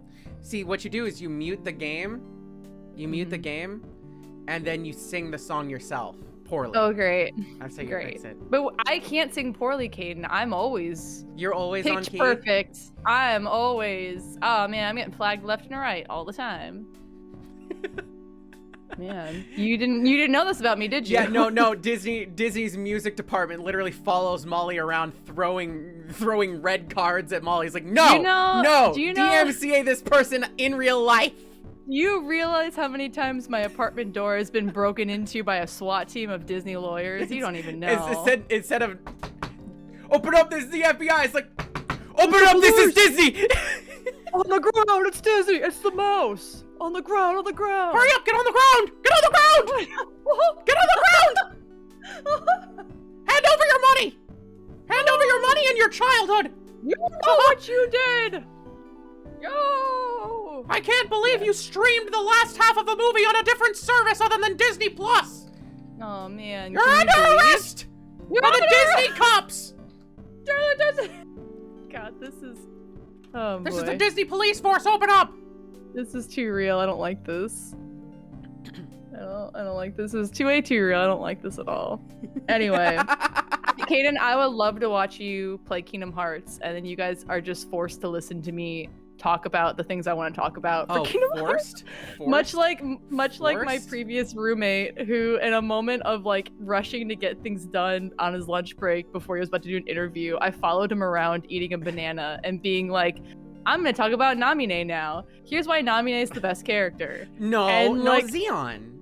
No, I love Namine. She needs some more recognition. I think she would be so powerful if Nomura knew how to use women as a character instead of it being like, hiya! I'm sorry. Xeon is so too trans. Oh, egg. Xion. Yeah, Xion is too much of trans egg. Dude, I love Xion. Sorry, I got confused. When you said Xeon, I was like, I don't know who this person is, so they're wrong. Xion. I love Xion. Xion is major egg. Xion and you know what? Let me propose this to you. Xion, Smoochie, Namine. Your thoughts? I don't know. Isn't that a little weird? Since Xion is take it out of just... context. Out of context. All right, think of it as an AU fanfic. But it's still not related. But they're still High school AU. They still have the same soul. High school AU? High school AU. They're not related. All right. Mm-hmm. In that particular context, maybe. Yeah, that's what I'm talking about. Maybe. That's what I'm talking about. Yeah, I would have given us everything. I would have given Kairi the game she deserved, and it would have featured Shion, Namine, and Aqua, and we all would have had a great time. And like bare knuckle brawling. Yes, there would be no punches would be spared, and it would be epic. Shion being Sora's image of Kairi still makes the fact that Namine is Kairi kind of weird. Yeah, it makes it a little weird. They were like, I don't know, we just need somebody here, so whatever. I don't know, whatever. I also love that they wrapped it up so nicely into where they're like, no, just rejoin with me and it'll be great. And then like games later, they're like, hey, that's really fucked up. They're their own person. Yeah. Like we need to fix this. And like they're not. I mean, that's correct. Like they should be their own person. Yeah, but they have their own like, agency and heart and soul and friends and mind. But I just love at the time, it's like, yeah, we're gonna wrap this up nicely in 2 and everything will be fine. Yeah. We won't need a game 3. Sora takes a straw, plugs it right into Roxas's head, and goes and sucks him right back into his body. That's how it happened, right? Kingdom Hearts 2? They just did. Plugged it right into his head and went. They did the one vine. They did the one vine where the guy does the peace sign and then he just disappears. That's what happened. Except it was like Roxas like is hitching a ride. Everybody's hitching a ride in Sora. It's like the magic school bus, but it's Sora's the bus. Sora's cat bus. Sora's cat bus. All right. And anyway, what the hell? The two of you settle in the relative quiet as you wait for a bite. You look over at the lake and the other people outside today. Whether because he noticed or whether he was just filling the lull in conversation, Stan starts pointing out the faces of locals, putting names to them, and giving you a little background on each person. You quickly realize that the background info he gives has too much of his opinion mixed in to be useful, but try to remember the names anyway. Still, time passes easily, and you soon find yourself reeling in quite a few catches of your own. Looking over at Stan, you've clearly managed to catch more, but he dismisses the difference with the excuse that his luck is just waiting to kick in any moment now. Seriously, anytime, or any moment. He glares at the lake for a minute, then lets it go, leaning back with a sigh. Phew, I think it's time for a water break, don't you? Everybody take a water break. Hydrate. Oh, hang on. Real quick, I gotta get more water. It'll take 2 seconds. Look at your chat while I do that. I'm looking at both chats. I have both of them. I have both my lovely dears and darlings and the wenches, privateers, and non-binary buccaneers over in YYTS land. Yes, I do remember all the vernacular because that is how you do. Right here, we have the lovely dears and darlings, and over in Yayo Talk Show, we have the wenches, privateers, and non-binary buccaneers. Yeah, you're right. Man, that was a perfect segue. I really did need to get water. You're welcome. Thank you. Hydrate break. Suck the juice out of Sora and hydrate yourself. Everybody stay hydrated out there. Drink your juice.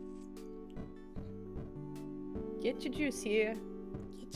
I was about to pick up my Xbox One controller and be like, yes, we're playing a dating sim. Yeah. This is, let's see. Okay.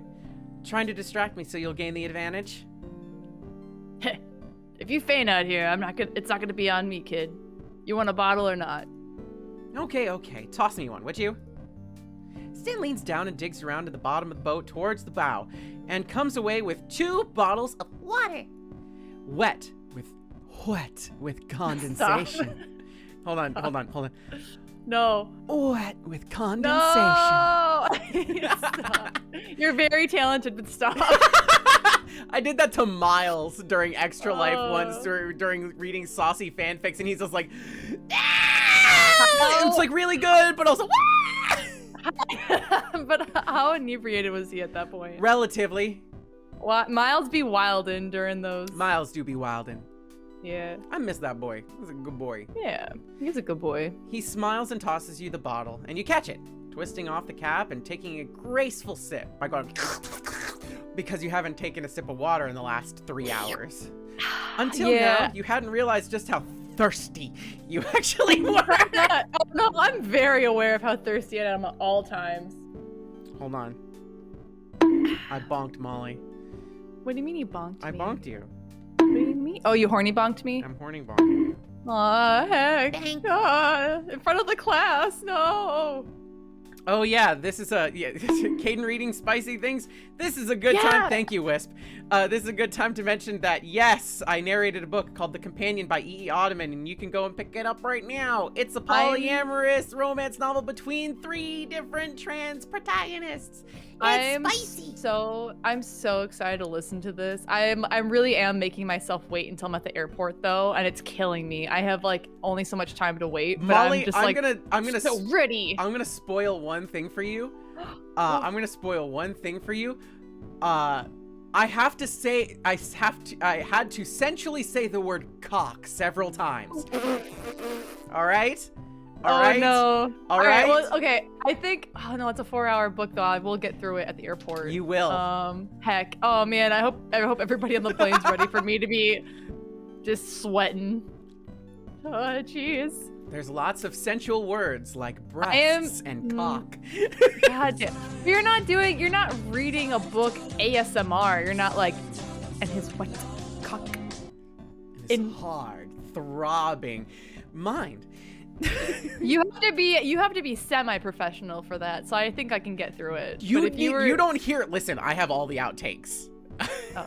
I have all the outtakes where literally halfway through, you can hear me blushing and I need to take a break. I literally step away and I'm just like, oh my gosh! Oh my gosh. Shenev98, Yeah, thank you for the Twitch Prime sub. If you're loving this PG version, you're gonna love that. I've been waiting for that to come out. Your auto book, so I'm excited. The audiobook is finally out. It was really fun. And I like the little excerpts you would send just to show just to like, so it's like the here's quality and like the skill you have. I had to that was my first time narrating an audiobook, and holy hell, that was so hard to do, but I loved doing it. You did a great job. Wisp, the fact that I got you to pause with my narration several times, that's a victory to me. That's a victory to me. That's a victory to me because I've seen the stuff you draw. I just want time to like sit and like listen, so I'm gonna keep it for the airport. But it's gonna be sad that I'm gonna be in the air with no Wi-Fi and I can't be like, oh, Kdin, I'll have to wait till I land and I'm red in the face. Like, oh, Wisp, geez. I've read your stuff. I've seen what you're capable of.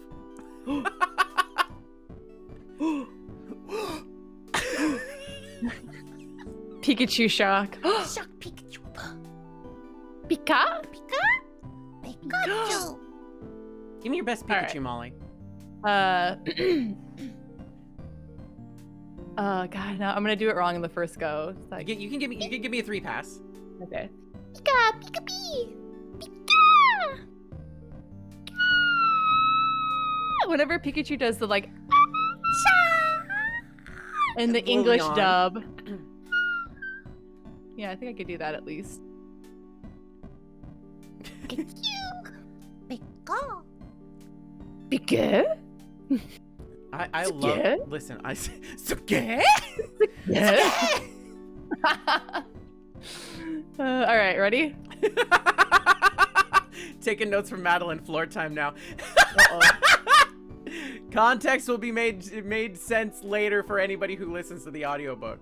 Anyway, Uh-oh. Stan takes out his own ball and starts chugging the water. Clearly more thirsty than you are. Hey. Some of the water slips past the opening and drips down his... Hold on, I need to read this differently. Great. No, please don't. Yep, no, actually. too late. Oh no. Oh no. Stan takes out his own bottle and starts chugging the water. Clearly more thirsty than you are. Some of the water slips past the opening and drips down his chin onto his shirt, darkening the fabric. Your palms suddenly feel very sweaty, and you can't look away. This is too real and I don't like this situation I'm in. Stan notices you staring and swallows. taking the bottle away and licking the stray moisture off his lips. Your eyes both meet, and for a long moment, you both stare at each other, neither daring to take a breath. Wow. Stan licks his lips again. Slowly this time. Almost deliberately so. Stop! A sound of the How motorboat dare breaks you. the silence, and you whip your head around God. just in time to see a speedboat tear past you at a speed that is definitely illegal for a lake as small as this one. You have half a mind to share a very rude gesture to the driver, but suddenly Stan is grabbing your hand and shouting, Look out! because the massive wave created by the speedboat's wake is headed in your direction. It slams into the dinghy and it rocks it off balance, tipping it dangerously to one side before dumping you both out into the water, fish and all. No, not our fish! The water is cold, almost bitterly so for being the middle of summer, and despite surfacing nearly instantly, you're already soaked and shivering. The poles, the tackle box, and the fish are all long gone, and the boat floats upturned some distance to your right. You swim over to it and grip onto the curved underbelly, gasping for air. You hear Stan sputtering behind you, making his way to the boat. He's yelling at the offending boat using some very colorful terms that are not friendly for Disney XD, and you've never heard before, but make a mental note to remember later for posterity. Great. Once he makes it to the stand of war, he sags heavily against the wood, taking a deep breath. Taking a deep, measured breath. He, too, is completely soaked, and his wet shirt clings tightly to his body. Not now, thirsty brain. We're gonna get bonked again. Hold on. I'm gonna redo this one. Why? Use take two. Why? Once he makes it to the stand of war, he sags heavily against the wood, taking in deep, measured breaths. He, too, is completely soaked, and his wet shirt clings tightly to his body. As his chest heaves, you can't help but look your fill. Then pretend Stop! to be very No, don't! invested in Do scanning not the leak out for me! the two policemen Stop when Stan outing looks me, your Gabe. way. Gabe is outing me. Molly. This is bullshit. Only I know what I'm doing. Nobody else. Well, that was one disaster of a fishing trip. You could say that again. Stan lets out a disappointed groan and starts pulling off his jacket before tossing it on the upturned boat. What are we going to tell Dipper and Mabel? That their old uncle's lost his fishing touch? Ha! You wish. I could outfish you any day. I'd like to see you try, old man. And now we have a second date. Oh man. Why I oughta. He splashes water on you, and you shriek in mock outrage before a wicked grin fills your face. We gotta splash him back. Fuck him. Wait, you know what? Oh, no, go ahead. Maybe we should. No, we'll splash. We'll splash. I think dunking him could be violent. You rake your arm through the water, creating a big enough wave that splashes Stan, re-soaking him from head to chest. He looks shocked for a moment before letting out a deep belly laugh and returning the gesture with an even bigger splash. By the time Blubs and Durland come to rescue you, you both are so utterly soaked from the impromptu water battle, there's no way you're drying off in the sun. You and Stan exchange giddy smiles as Blub heads back to shore, and something tells you that, despite losing all the fish, you weren't going back empty-handed. And neither was Stan. Maybe it wasn't about the fish. The fish was the hand-holding we made along the way. Yeah. I was like, how do I bring this home? It's not about the fish. It's about the hand-holding. Yeah, you got it. You got it. Most dudes, thank you for the follow. Welcome to being a dear and darling. Yay. The walk back to the car is slow and methodical, a relief after the adrenaline rush you had a little while ago. Stan is wringing out his jacket, muttering under his breath something about damaging good Moroccan leather, when a sudden and violent cold chill runs through your body. Despite the warmth of the sun, your soaked clothes and clammy skin from the water all catch up at once, and you start shivering. Ah, jeez. Here, take my jacket. Before you can protest, Stan is draping his jacket around your shoulders. Hey, Molly, What is look at this? those arms. Those are some delightfully big arms. Just big. Big. What is this though? Is this 101 Dalmatians? Here, take my Wet jacket. This will, at least it'll block the wind, I guess. Listen, I think that's a cute gesture. It's like, oh, like, listen, those two, Roger dear and Perdita darling, you know, both falling into the little lake, and then she pulls out her handkerchief and it's tiny and wet, and then he pulls out his big and his is even wetter, and then they both. That's cute. That's a great meet. I'm not saying it's a bad thing. I'm just making a connection here.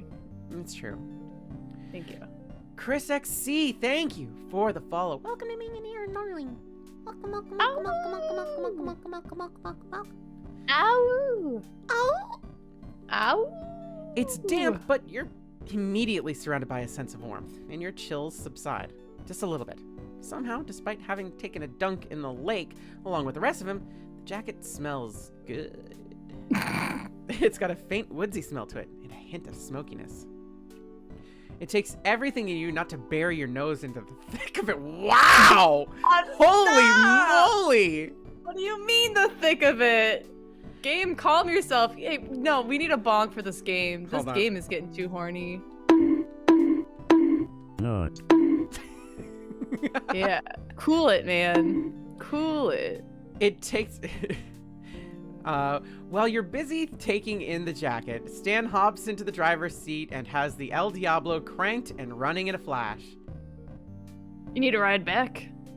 Stan, you are my ride. Kdin, this is us at the Denny's parking lot. I'm like, hey, you need a ride? Yeah, you got me here. And then you kicked my ass. You're gonna take me home now. I know, I'm just teasing you. He reaches across the bench seat and opens up the passenger door, motioning for you to come inside. Wow. Wink. Come on, let's head back to the shack. It's a lot warmer in here than out there, you know? Whoa! Yo. Whoa! Stan flicks on the radio once you're cruising down the road, and a good song comes on. One you both know the words to. Somebody was... Oh my god. It's funny that my first thought, though, was the nobody, with like Goofy in the pool. Yeah. I don't know why that was my first thought. Mitski. Stan is humming along quietly, and you pretend not to notice, not wanting to ruin a good thing. The breeze from the open window is calming, and as the trees whiz by, you don't regret getting soaked anymore. Yeah, that's right. It's not long before Stan pulls up to the shack and shuts off the El Diablo, and you both exit the car. Your limbs crack and pop from exertion.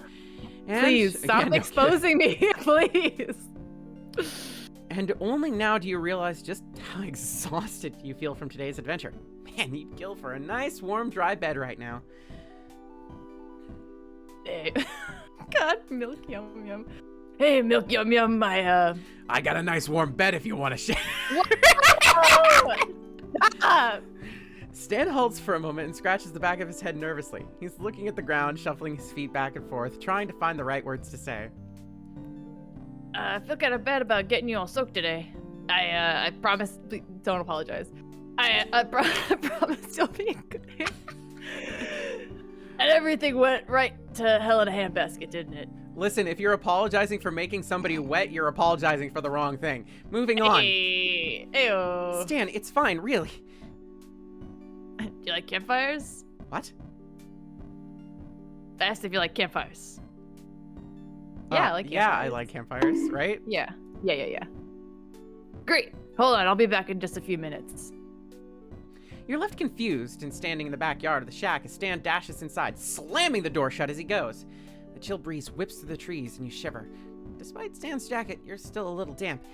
And being exposed like this certainly doesn't help matters. Oh, he's exposing you again, Molly. Stop exposing me. You check what did I say about exposing me? You check your phone and after several minutes are really ready to give up and head inside the shack when Stan comes through the door, through the back door, arms full of marshmallows? Marshmallow? Aw. Come here, I want to show you something. Curious, you follow him over to what appears to be a makeshift fire pit. There's already wood and kindling inside, and part of you wonders if Stan always keeps firewood lying around, or if he prepared this just for you.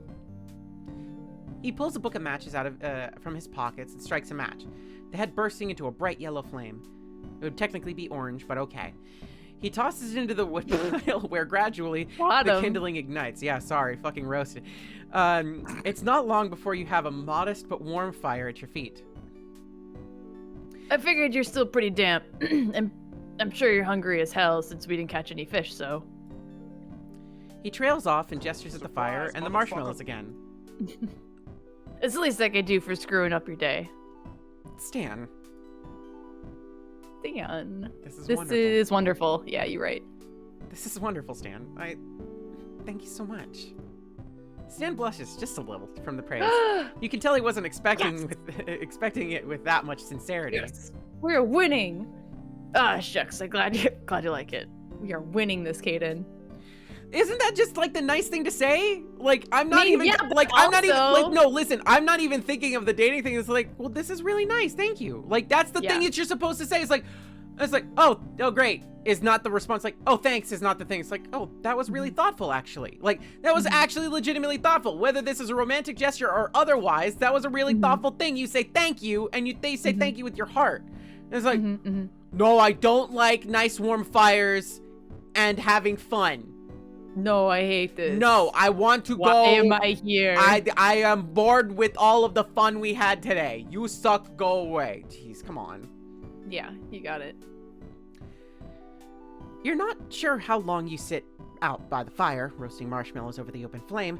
Stan's burnt his mouth more times than you can count, trying to eat the marshmallow far too soon. And you've burnt enough of the treat to make even the Stay Puft Man weep.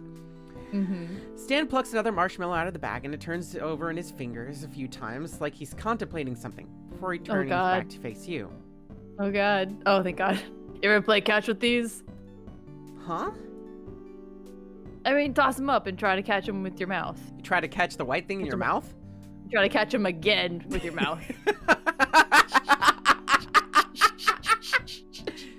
Yeah, Wow. who doesn't do that? Yeah, idiot. Dumbass, fool. Who doesn't do that? Molly. Yeah, sorry, shut up. Shut up. Wow. I want him to like me. Wow. Yeah, I thought I'd ask. You never know with some people these days. What is that? Why is that the response? I don't know, it's 2021. People might be done with that. I don't know. I'm a boomer. I don't know much about I don't know about what happened with the marshmallows in the. I don't know much about marshmallows, but my mom put some games on them. I ain't never heard of no marshmallows. God. Suddenly, a grin spreads across his lips, and he tosses the marshmallow up in the air, straight towards you. Catch! You lean back and watch as the marshmallow slowly arcs and falls towards you. You're gonna make it! You're gonna make it! It sails just past your cheek and lands on the ground. Stan makes a disappointed noise. Give me a disappointed noise, Molly. Aw. But you pluck the marshmallow off the ground anyway and pop it into your mouth. Close enough. Indirect kiss. Your fingers touched this marshmallow and I ate it. That means your... I'm gonna say it anyway. That means his fingers have been in your mouth. Get it! Suddenly, the back door flies open, and out come Dipper and Mabel, running up to the campfire excitedly. Concerned. They're both in pajamas, but look wide awake as ever, and are already snatching up the marshmallow bag to dig in. It's already worse because the second you said that, the kids showed up. God. Are those marshmallows? Come on, Grunkle Stan, why didn't you tell us you were roasting marshmallows? Because I'm trying to get lucky, kids. Yeah, God damn it. you did this, kid. This is our day. Because you should be in bed, Pumpkin, that's why. He ruffles Mabel's hair affectionately and pulls her on into his lap, handing her his roasting stick. Nope, we're teenagers now. Teenagers don't have bedtimes. Yeah, exactly. So, Grunkle Stan. Answer's still no, kid. No, you cannot go out on a 3-day camping trip to track ghost print. But Grunkle Ford supports my theory. Kane, you and I would actually be really good paranormal investigators, I think. Yeah, I've wanted. that sounds... I've actually wanted to do some ghost hunting stuff. We would have that dynamic because I'm insanely curious, but I would never put myself in a situation. I would never. What up, demons? It's your girl. How we doing? I would never actively. I've never seen a ghost. I would never actively look for a ghost. I've never even heard of a ghost. It would never. It's just gonna be me, Goat Man, La Llorona, the Kukui, Slender Man. I do want to be Mothman. I do want to be a Mothman, though, Dude, so I will be. I know Mothman. Mothman and I are friends. Yeah. You guys text? Yeah, no. Me and Mothman, we go way back. Dude, can you can you ask him to follow? I mean, just put a good word in, like maybe follow me on Twitter. He doesn't have social media, but I can tell him to fly by when he does his usual migration to the west. So he's just such a cool guy. I mean, of course he's not. Of course he's not online. Of course he's not. No. He lives in the woods. He's got better things to do. But yeah, there's no Wi-Fi out there. No, he basically has those old he basically has an old T-Mobile sidekick that he found after scaring somebody. The actual the touchscreen of iPhones don't work because he's got the little fuzzies. It doesn't work. That checks out. It works for me because I have toe beans. Okay? Yeah, it's true. Toe beans work for you get it. I've seen it. I've seen it.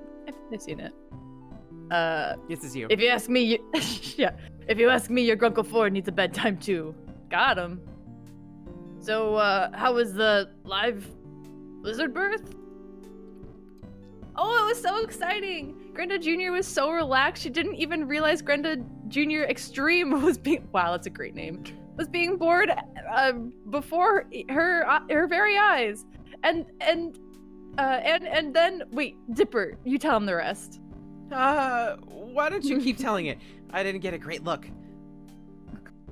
But I gave you a front row seat right next to me. You saw the whole thing up close, intimately, unforgettably. Dipper shivers, and not from the chill of the night air. This poor kid. Okay, fine. So Grenda Jr. Extreme imprinted on Dipper. Isn't that the cutest thing? Little Dipped Up, a mom. No, it's Dude, not. good for him. And I'm not little. I'm manly. You can be little and manly. Don't let anybody tell you different. Trust me, there's a lot of short kings out there. Yeah, that's right. That's right. I'm a fan of the short kings. Let's go. Shout out to my short kings in chat only. Listen. You gotta be here for the shout out. I'm gonna put it this way. There's wow. I was about to say there's two kinds of great men. One's the one that can carry you and one that you can carry. Hey, you're right. You're right though. Why were you worried about that? No, it's just nothing. Okay, Nothing. Great. You and Stan chuckle at the kids' antics and give each other knowing glances as you each pop another marshmallow into your mouths. The fire cracks and you draw Stan's jacket further around yourself, fully, truly warm for the first time today. My heart is warm. It's a love meter. We're killing it. Look at, can you give me dating tips? You're good at this. It's like Dude, we're you good and me for each other. Dude, we're good at this. We're good at this. Yes. It's a new day, and we're gonna save real quick. What? Okay. Save just in case. Yeah. I will say I think we didn't get a certain color card for the boat thing, but I don't know what we could have done to. I thought we picked all the right choices, so I'm not sure why we didn't get it. I mean, there should have been a color card for that. What we'll I think. do, you have this completely beaten, right? With all the cards. For stands, yeah. Okay, what we'll do is when we actually get to the end of this, which won't be this stream, I don't think. No. But when we do get to the end of this, what we'll do is we'll have you share all the actual the final picks. Okay.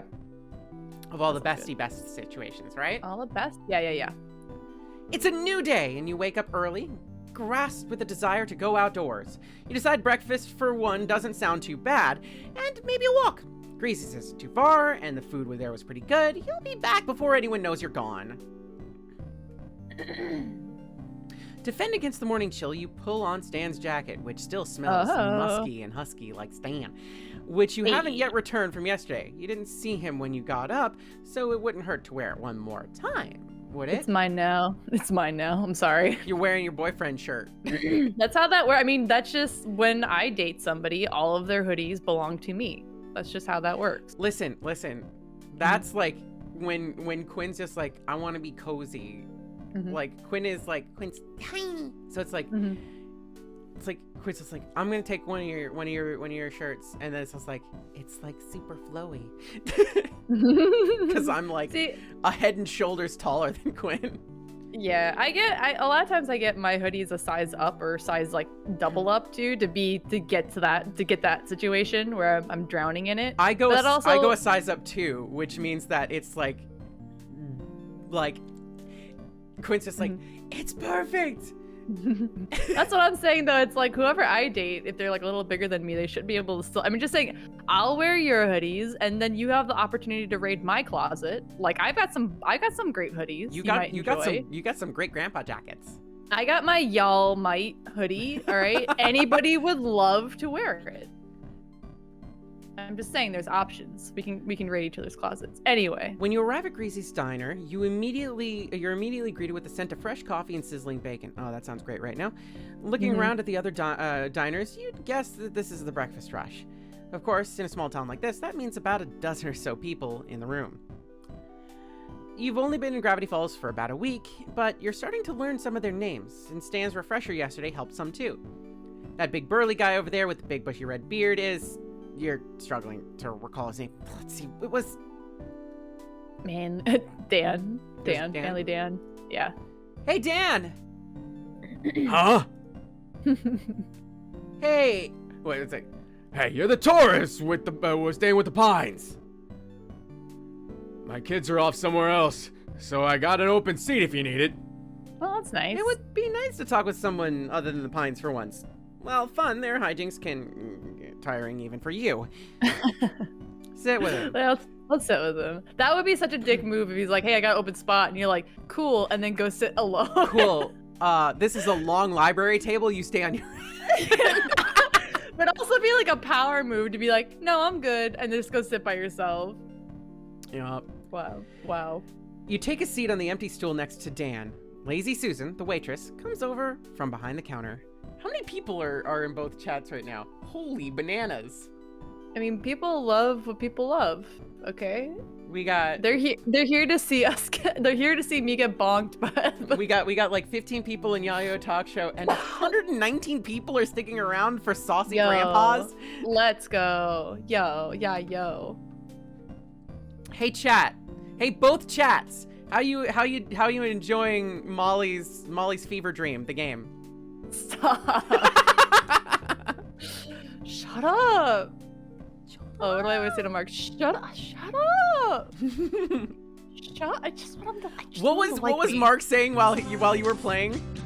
Well, we were doing this bit where like whatever situation I was in with Stan, Mark would be around. So like when we're in the car, he'd be in the back seat. So there would be like a situation where it's like kind of like could be taken as flirting, and then Mark would be like, "Ha, good joke, Mr. Pines," from like the backseat. And it made me laugh every single time. It like I really wish I would have recorded it. That's really funny. That's really funny. There was a bit where like when we were trying to steal the car or steal the parts from the car, Mark was like, "Okay, I'm gonna run to the closest CVS and you guys will come back for me, right?" And we're like, yeah, totally. And then we get captured by the cops. It's like Mark's like, "Hello?"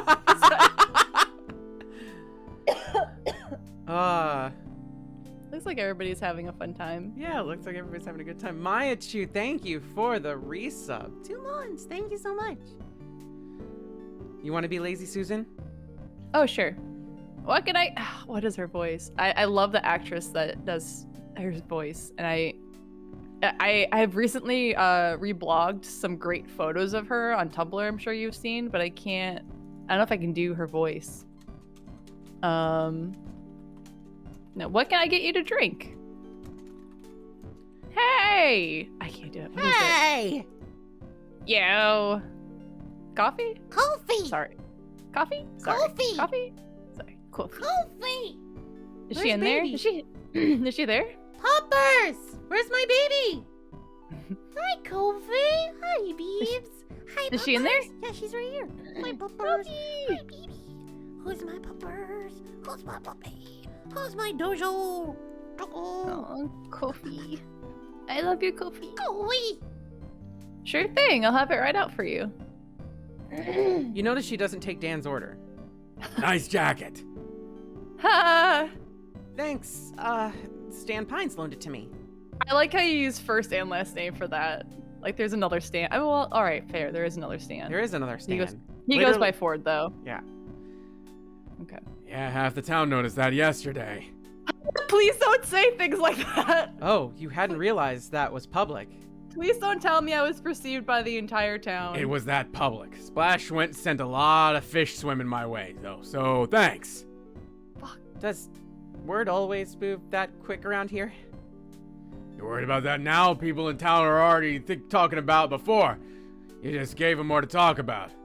What were they saying? He shrugs, if a slab of solid stone could shrug. Great. I don't listen to gossip. Great, just enough to know they're gossiping. Gossip happens to come to my ears. Lazy Susan comes Gossip back comes. with your... Go for it. Gossip goes. Gossip comes, gossip goes. Lazy Susan comes back with your drink, with your drink, as well as a hot cup of coffee for Manly Dan!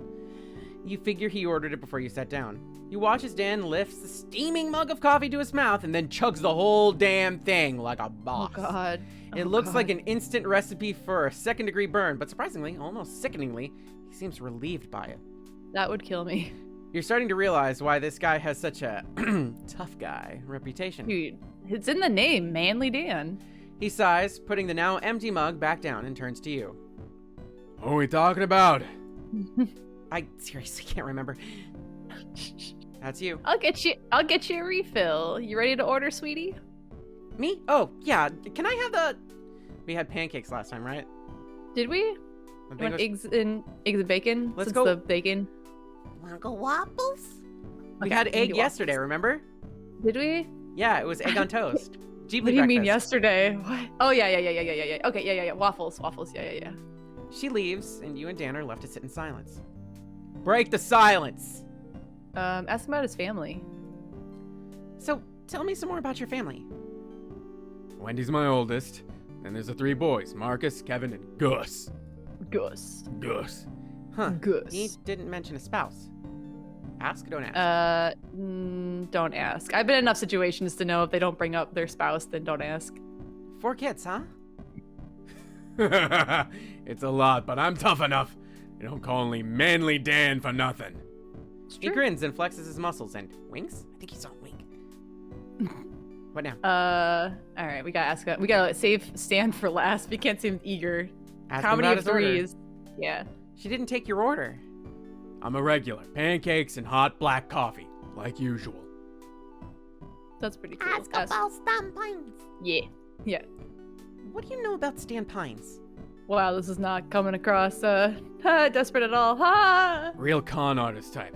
Not a friend of mine. As long as Wendy's getting paid out of his pocket, I don't care either way. See, that's respect. This guy's a crook, but my kid's getting money, you know? What I'll look, you know, I'm not gonna Doesn't matter snuff what. that. Doesn't matter what I say though. Looks like you already know what to think of him. Lazy Susan comes back over to the counter, settling your plate down in front of you. She gives Manly Dan a big stack of pancakes and a refill on his coffee. He gives a minute nod to his plate. Like I said, The conversation comes to an end as the immediate allure of food takes priority. He finishes his faster than you do because he basically takes the entire pancake, sticks a fork into it, and then eats the entire thing in one go. And looks out the window, squinting at the angle the light makes with the trees. it's time for me to hit the road. Nice to meet you.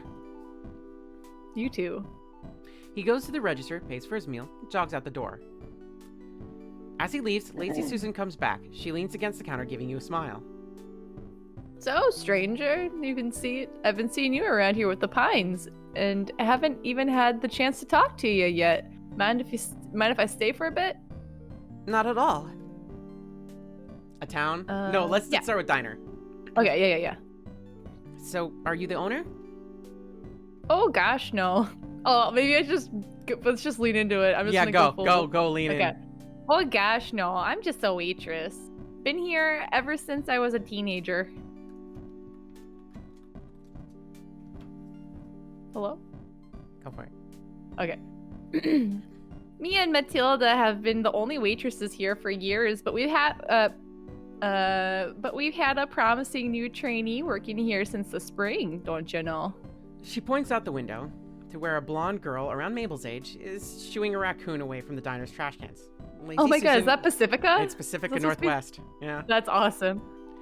Pacifica's really like adorable. I like Yeah. like everybody was I just like like Pacifica and Mabel like OTP, and I'm just like, yeah, I could see them like not? growing in lesbians with each other. Growing in lesbian. Why not? Yeah, why not? Lazy Susan puts her hands on her hips with pride. We're starting her out small. Woodpeckers next. Ask about the town. Mm-hmm. So, how long have you lived in Gravity Falls? Oh, my whole life. Besides what happened last summer. It's always been a nice town. Nice people and nice food, right? Yeah, it's great, but what happened last summer? If you don't mind me asking. Oh gosh, yeah. Oh, well, never mind all that. You want to ask Yeah. about your boyfriend? Oh, we gotta ask. We gotta get these deets. Do you know Stanley Pines? She laughs. Oh god. Who doesn't? Oh, he's a real charmer. Such a handsome fella. We almost had something once, but it didn't work out. So strange. I called him every night. I gotta go. Bye. I gotta go. I gotta go. So how are things going with him, What? dude? Well, you two look close. Saw you at the lake while I was fishing for dinner. But he's the real catch of the day, am I right? Oh gosh. Laughing, Lazy Susan elbows you companionably, but you're speechless. She winds down with a sigh. Am I right? I'm right. Well, I better get back to work. It's nice to meet you, Milky Yum Yum. Enjoy your breakfast. And you do, digging back into your breakfast with gusto, until your meal is again interrupted. This time by the buzzing of your phone from inside your pocket. Huh? It's a call from a number you don't recognize. Ooh, Pick it up. This one won't be a ticket from a telemarketer. Perk it up. Perk it up. Pick up the phone. Hello? This is you. Just Milky Yum Yum. Wait, Stan? Yeah, it's me. Look, I got a surprise waiting for you at the shack. Think you can get back over here from wherever you are? The surprise sounds intriguing, so you promise to be there after breakfast. It's not long until you finish up, pay for your food, and head out the door. As you approach the shack, you spot Stan already inside. Hey, I was about to call you again to make sure you didn't get lost. You planned this sort of timing or what? It comes naturally. What's the thing you wanted to show me? I show up when I say I'm going to show up, and that takes true talent. You'll see. Just follow me. Ain't no fucking Gandalf. Stan leads you to a room in the back of the shack that you remember being used mostly for storage space. It has a thick mattress laid out on the floor and a pile of roses on it. What? What? No. I looked at my phone for a second. I knew immediately that wasn't right. Nice try. Ha ha. I'll never tell. Now, though, the furniture there has been pushed aside, and the boxes have been stacked against the walls to make room for what looks like a boxing ring? It looks ragtag, hand-constructed, and distinctly homemade. He pulled this together just this morning? I started putting this together last night after everybody went to bed. I was admiring my new... Oh, God. You said it Clowning. right. Clowning? Clowning. I was admiring my new clowning again, thinking about our drive last week, and I remembered offering to show you how to throw a better punch. Stan shrugs, casual, as though he hadn't already put loads of work into what he prepared for you. Oh. So what do you think? Ready to learn how to hit? Yes, absolutely! If somebody was gonna teach me how to throw a punch, I would be like, fuck yeah, like, let's go. Whoa, somebody's eager. Did you say Calm it down, killer. Did you just say Waho like Wario? Did I? I don't know, I didn't hear me. Wow. Wow. Wow. Someone's eager. Wow. Wario's here. He does have like less scumbag than Wario energy though. Like if Wario was less of a scummy douche. I think it should have been whoa, but I said wow, I You're guess. like, wow. I moved the A and the H around. Wow. He grins though, relieved, and it's like a weight came off of his shoulders. Did you think you might have said no? Aw, this guy. Well, here. From his pocket, he pulls out a roll of what looks like gauze tape. Before we do anything, we gotta wrap your hands up properly. Could get hurt otherwise. He takes one of your hands. In Oh, God. his. He. hold Oh on. God. I'm gonna. All right, ready? No, Here no, we go. no. Here we go. No! He takes one of your hands in his, looping the tape around your thumb and winding it around your wrist. Stop. Then up around your hand, wrapping it snugly. He pulls the tape between and through your fingers as they rest on his palm. His hand is warm, the warmth seeping into yours as he holds it. It's faint, but you can feel the roughness of his palm as you watch as he works, confident but careful. It shouldn't affect you as much as it does. You should feel natural, grateful, nothing more, but when it's him, and the two of you are nearly face to face, Stop. the act holds an undeniable intimacy. Stop being breathless about this. He pulls the tape back around your thumb, then around your knuckles expertly. It feels tight, just like Stop. your chest. Stop. No, not tight. Secure. Stan finishes the wrap at the Wow. wrists, and you watch him pull the tape toward his mouth. Stop. Clenching Stop. it between his teeth, he jerks his head to sever it. Ah! The remainder is then wrapped back around and snug and complete, and Stan smiles down at his work. He doesn't look up at you yet, but if he had, he would have been embarrassed by the expression that's on your face. What does that mean? Shut up. Molly? Shut up. Molly? Other hand now. You offer your other hand, and he starts on it, same as before. This time you watch the act less, and watch the look in his eyes more. It's his focus, you find, and care underneath it. You can see it in every pull and twist of the tape, and conviction to protect, to secure. I mean, he's just good at what he does. Like, all right, this is good. He knows what he's doing. You're so lost in the sight that before you know it, he's done, and looking at you again. All right, not too tight, is it? No. Baka, papaka.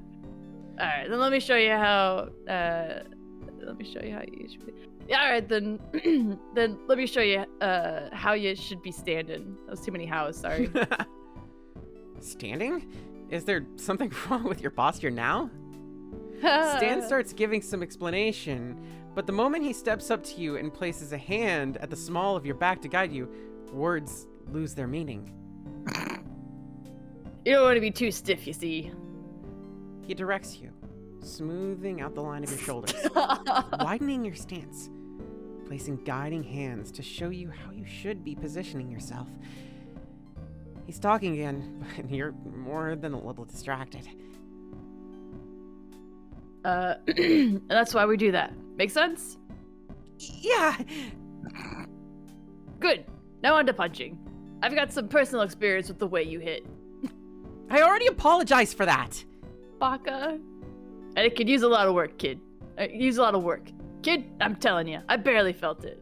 Here's how to... Did we make his nose bleed? Yes. Okay, this guy... You could give us a little credit here. And it could use a lot of work. Kid, I'm telling you, I barely felt it. Here's how to direct that strength.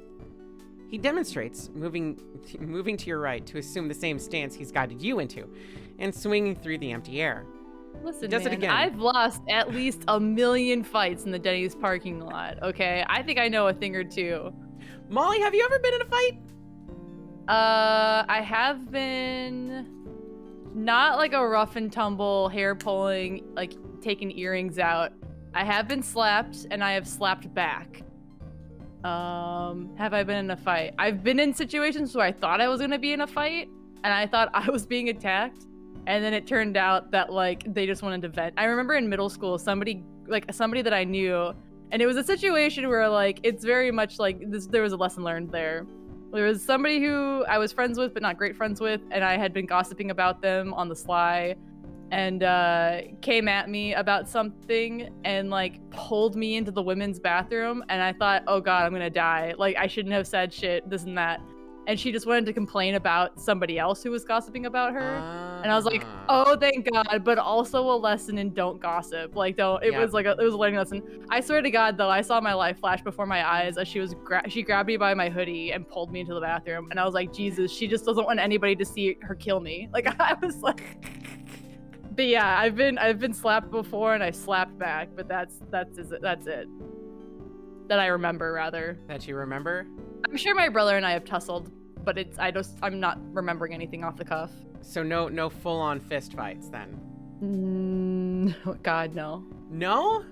No, I already establish that I just don't talk to people, and if I'm friends with you, I'm not gonna fight you. The person who slapped me and I slapped back was somebody I worked with at corporate. Would in a working environment. Would anybody be surprised if I said that I've gotten into multiple fistfights before? Yeah. No, I mean I wouldn't be surprised. I would be surprised if you didn't win. Oh no, I've won a lot of them. Yeah, exactly. I would never go toe to toe with you, kid. We So joke about the Denny's parking lot. Who wants to know another story of young Kdin? Oh man, what can you tell us? So there was a park that was near my house as a kid. We were in a really nice neighborhood. It was like a whole gated community thing. So they basically had their own private park, right? Cool, great. Anyway, so a bunch of the kids always like hung around there. And I'd go around there and hey, guess what? Surprising everybody. I'd bring a book with me and read on the bench because it was nice and it was breezy and I'd be able to enjoy a nice spring or fall or winter day, but not summer because Vegas fucking sucks in the summer. You don't want to go outside then because you'll die. There's thirsty goths bothering you at the library. The bench is your only. You gotta switch it up every once in a while. So I was basically, I think I was about 10 at the time. So I'm just sitting on the bench reading a book, other kids are playing, blah, blah, blah. And I think I've told this story on something, on one podcast or another before. So I'm just kind of reading my book and everything like that. And then this kid starts throwing rocks at a bunch of other kids and starts just like being a general bully and starts really like harassing people. And then the rocks start getting bigger and bigger and he starts finding bigger rocks. And I'm just like, this asshole. Okay, I can put an end to this real fast. So I go up and I take my book and I bash him over the head with it. Yeah. And I fucking knock his ass out. Yeah. Oh. God. And he hits the ground. Well, yeah, you knocked his ass out. And everybody's just like, and everything gets real quiet. Yeah. Well, yeah, that's a very kid response, right? Where you hit your sibling a little too hard, and they're like, "Don't tell mom, don't tell mom." I don't give a shit. I mean, what Sure. what the fuck? I had the entire playground was just like, well, that kid was throwing rocks, and then this kid came out of nowhere like a bat out of hell, running towards this kid and hit him in the fucking head with a book. So I knocked him out, and he was down for a while, and he got back up, and he was just like, he was a little worse for wears, I'll say, little bloody, and he threw a punch. First mistake. So I held up the book. You had a shield on you. And he hit the book. And then I hit him in the face with the book again. Well, yeah. And That then his nose was bleeding. Did he learn his fucking lesson? And then he went home and he brought his mom. And then did she hit her with the book? Trust me, it crossed my mind. But he went and got his mom, and he's bloody, and I just have this book that's like a little dented, a little less than together now. Yeah.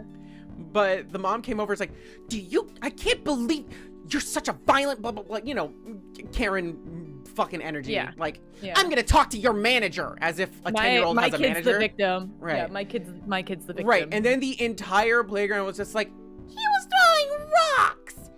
Your kid's a jerk! and just No, like all you're the like jerk. the kids decided to bully the Karen. Oh, yeah, this is Tumblr mentality, where you just attack And she's just like, staff. I'm gonna come back with the authorities and have all your parents called, so all of you are gonna get in trouble. She didn't, because she's a fucking bitch and she was a coward. Yeah, also, did you not know anything about kids? The second your back's turned, they're gonna fucking scatter.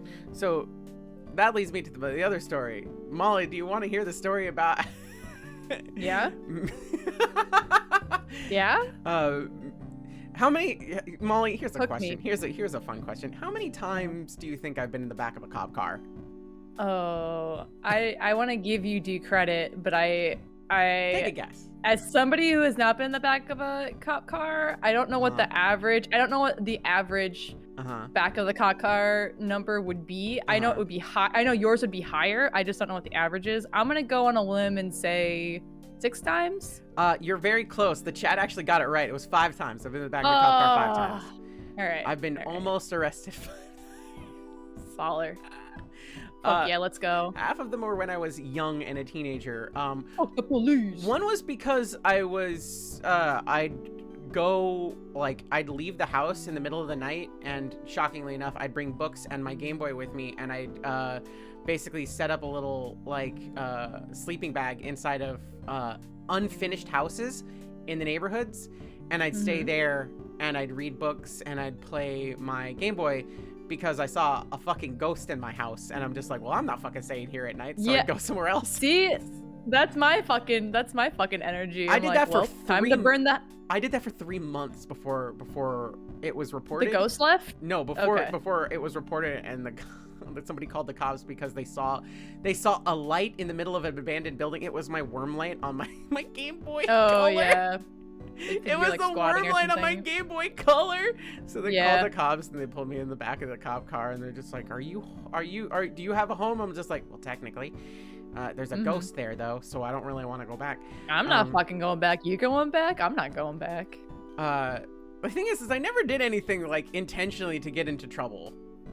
Sure. I was just like, I'm solving problems is what I'm doing, all right? I'm solving problem. That's a way to look at it. Listen.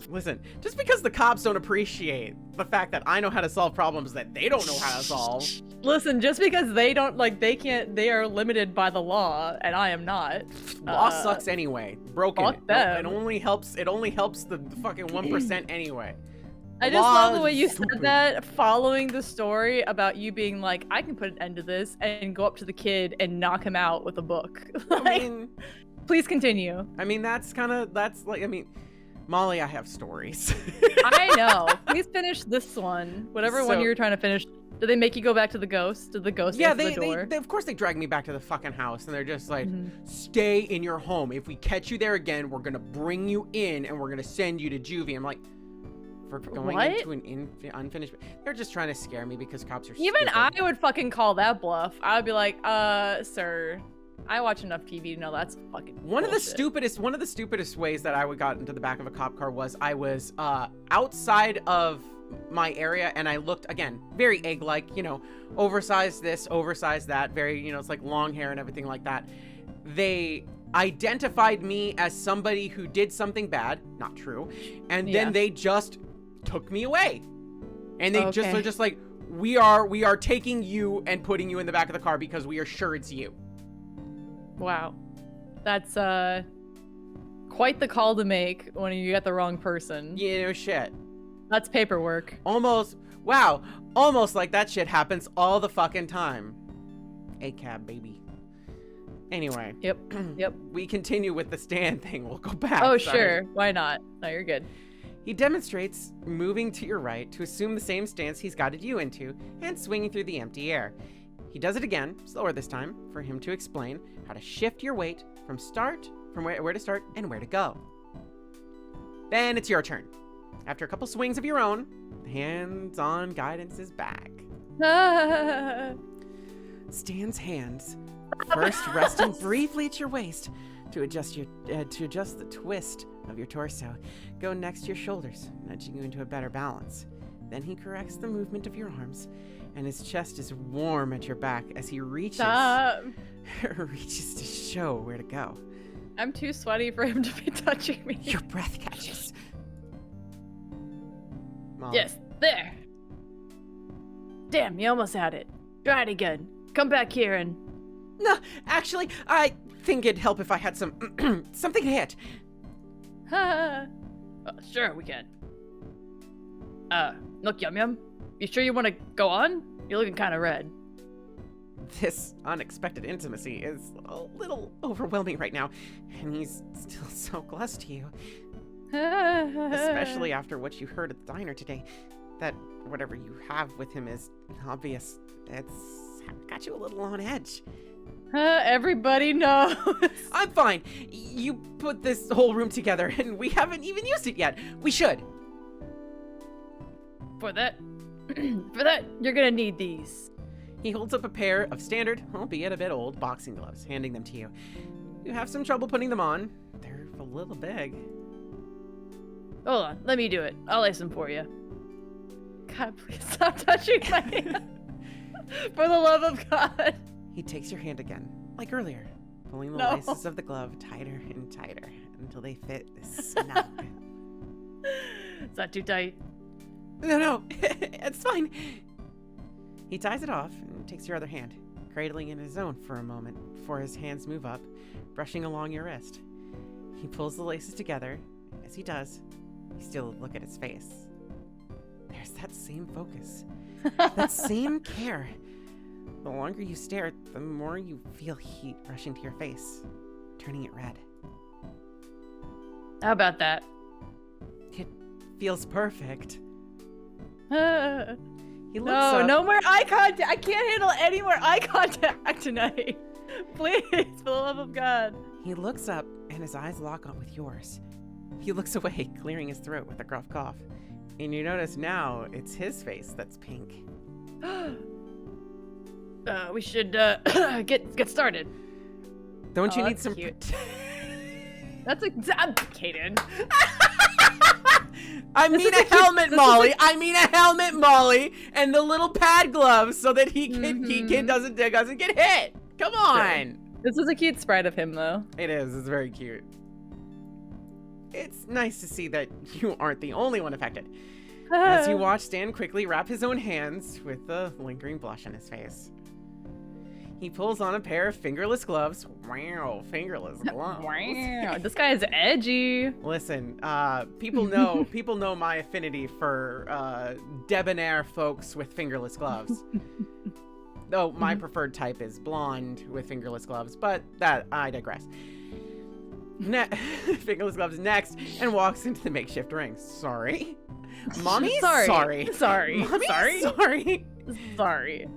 You're gonna try and land a hit on me, all right? What? You're just gonna stand there and let me hit you? Stan laughs, shaking his head. I'm gonna fucking kill you. I'm gonna fucking lay you out flat, I'm kid. gonna fucking kill you. This is a fucking Denny's parking lot, you understand? These are street rules. Sweep the leg. Oh my god. Woo! You think I'd make it easy on you, Milk Yum Yum? No, I'm gonna be hitting back. Of course, I'm not gonna, let any of my hits land, but it'll stall you enough to make it a challenge. Caffeine Cats, thank you for the follow. Welcome to being a dear and darling. Hooray! Remember what I showed you. Jab, swing, and block. Put them in action is just the next step. Box is pretty simple when you get down to it, but it's all in the timing. You need to know what the other person in the ring is thinking. It's almost like a dance. Wow, a dance. Again.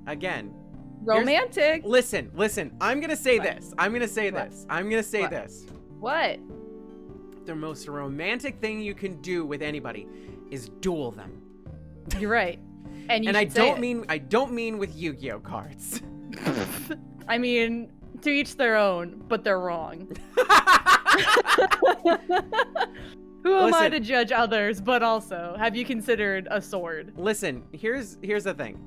A starts out as a sword fight, but then has lots of sassy quips in the middle that turns into close, grappling that turns into floor grappling that turns into lip grappling, okay? Oh, a little tussle there, Wink, wink, nudge, nudge. A little bit of a tongue tussle.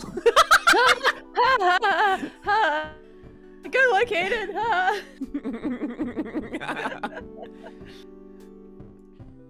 Man, that That's just you, reminds Molly. me of.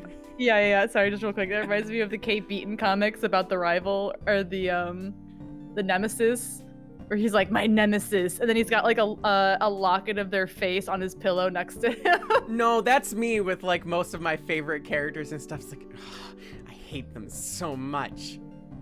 And yet, gently kiss picture of character. and yet, just full hey Arnold about it. Helga Pataki. Yeah, Oh, I'll so find frustrating. And I yet, love you so I love much. you. I hate him. I love him. I need to find that comic for you. I think you'll really relate to it. Yeah, big mood. That's definitely a mood. Yeah, I love Kate Beaton stuff. Is so good. The other person in the ring, even though you're up against each other, there's just as much your partner as they are your opponent. Oh my gosh, they're partners. Oh my god, they were partners. Even though you're going head to head, you have to be willing to get intimate with them. Knowing the right moves at the right time and in the right place, you wind up forming a bond with your opponent. Dude, you're really looking into this. Are you working through some things? Is there an box person I should know about? Boxer. Box person. It's the box ghosts, Mollison. It's no. Spooky. That guy was innocent though. Leave him be. You nod and stepped up to join him in the ring. Where did you learn so much about boxing? Well, when we were kids, my brother and I had a little rough. We weren't too popular with the other kids in the neighborhood. So our old man put us through boxing lessons. He wanted us to be tougher. My brother didn't quite take to it, not exactly. Poindexter could ace his lessons. Same as how he was good at everything, but he put that big old brain towards. But he quit first chance he could. But me? What else Aw, stop. What else did I have going for me, If anything, I had to be tough enough to protect him, keep us all safe. I've always got to be the tough one, and I always had been. It's hard, but sooner or later, you forget what it's like not to feel tough. So I guess you could say it gets easier. Wow. Stop. That's Stop. fucking relatable, though. Stop, though, Jesus. please. My hands are stuck in these gloves. I can't pap your face. I mean, I could, but You it can, would but become, like aggressively. it would be violent. Bop, bop. My beans. After Ford and I. ... After I left home, I was on the road for a bit. Got my fair share of trouble that followed me wherever I went. But I was fine. I was tough enough. I knew how to fight. It got me far enough, didn't it? Dude, you're convincing yourself a little bit. Yeah. It's gotten me through all these years, and here I am with you. Oh! Stan's eyes seem to glisten, but he looks away before you can tell for sure. My. He smiles with that big, ridiculous grin, as though to reassure you. He fakes a cough and wipes his nose. Jeez, Dusty back here. We might as well get started already, huh? You probably don't want to listen to me ramble all day. Like I said, timing is key. Is it the time to make that big swing? Or will they be able to block it? Sometimes it's smarter just to take a quick jab. Even if you don't hit that hard, being quick enough to wear your opponent down, keeping them blocked is enough to get you there. So let's dance. Ooh, that's good. So let's dance. Okay, here's my advice. Here's my advice on this, because I've done this. How do I play I've already- this? Is it going to be like clicking? It'll give you, if you click one, you should be able to pick what you want. Here's my advice. I tried to play it strategically, Mhm. and we ended in a tie. And it was just kind of like, well, we ended in a tie. Like you're not that bad, kid. We ended in a But tie, I want not that bad. my advice to you is that you just fucking swing every move. Swing. I don't know if you can beat him, but you should just go out, just go swinging and don't Hold on. bother blocking. First things first. I'm saving. Okay, I'm gonna win this fight, Molly. great. That's my advice to you. It's just no, not jab, swing. Swing costs 3. Yeah, always do swing. Just keep swinging. No, what are you doing? I won. Did you block? Yeah. What do you mean? No, you didn't win. No, keep swinging. Just keep swinging. Just keep swinging. No, that's a tie. Yay! Ah, damn it. All right. Yeah, can you go back to the save? I want to see. Back. Right. Here we go. Oh yeah, you can do backs too. All right, Back, now back, only back. do swing for all of these. Hold on. I want to see if you can like knock him out. Destroy him, Kdin. How do we go to Go to can't- save. We can't load? No, we can go to save Oh, and then load, okay. click the load. Yeah. Yes. Okay. Okay. Now only do swing. It does 3 damage. Oh, maybe it'll. Nope. Keep going. Yeah. One more. Boom. Destroy him. Yeah, Got you him. won. That's you. All right. I'm calling it. I've never won before. I wonder what'll happen. Stan laughs. No, it's been too long since I had a decent fight. Hey, you were great. You laugh too. The two of you lock eyes. And there Stop. it is. That Stop. I warmth. can't handle it. That redness. You're both covered in. Hold on. Hold on. Great. You're both covered in sweat, God out damn of it. breath, and even though you're both exhausted, you still pick up on a light in his eyes, an eagerness. There's something here that's waiting to break in this moment of eye contact. God, don't put that on me. I don't want to make eye contact. Breaking the silence, you decide to be the first to act this time. Oh shit. You know what? I think I'd love to dance with you sometime. Yeah, we should do this again. Definitely. But, I mean, I think I'd really like to dance with you in a more literal sense, too. Oh god, I don't have this type of confidence. No! What? No!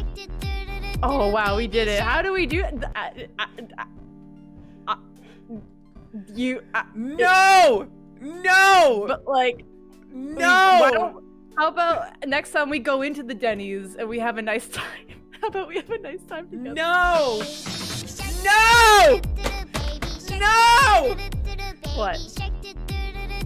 This is what we want. This is what we want. We're making. Look at us being a strong, confident person. We're doing this. We're putting the feelers out. Molly, they're playing Baby Shark, Molly! Oh, that's what you're yelling about? I thought that was the situation we were in. Stop! It's a bop. Stop it! It's a- no! Dude, No! that's victory. That's a baby victory. That's a baby victory No, shirt. not We- a baby! We earned that. No! We earned that. Just put a couple of these in chat. No! No more shark! Hooray! No! That's 3! Oh, they do it in a row? Oh, you guys are so nice. No! God, please, no! No! They're the best. You guys are the best. Oh man, this is great. Man, really, they're really trying to set the mood for us here. We're asking Stan out to dance with us sometime, and we got this like our cell phone goes off in the background. It's like baby shark doo doo doo doo doo, baby shark doo doo doo doo doo. Oh no, the baby shark cops are at my door. I sang it too perfectly again. No, not again! Oh jeez. Oh. This is where all my money goes into paying off the fines for getting flagged. Blah.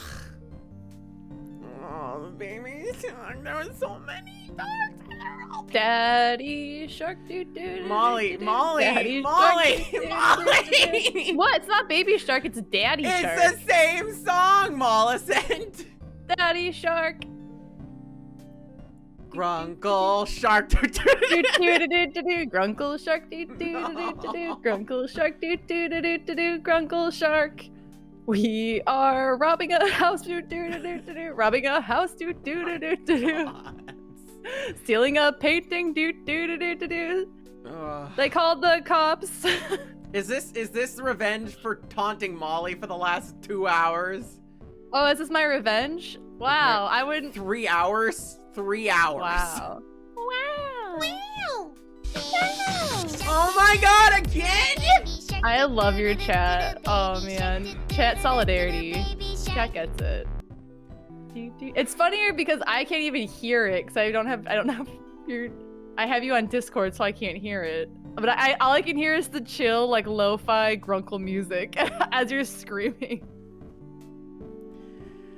You didn't make it free, right? People are paying money? No, it's 500 bits, Mollicent. Aw, they're giving you money. Yes, but What there's money? so much Baby Shark, Molly. Not enough, Baby Shark. Do. Rez is just taunting me at this point. Well, they have money.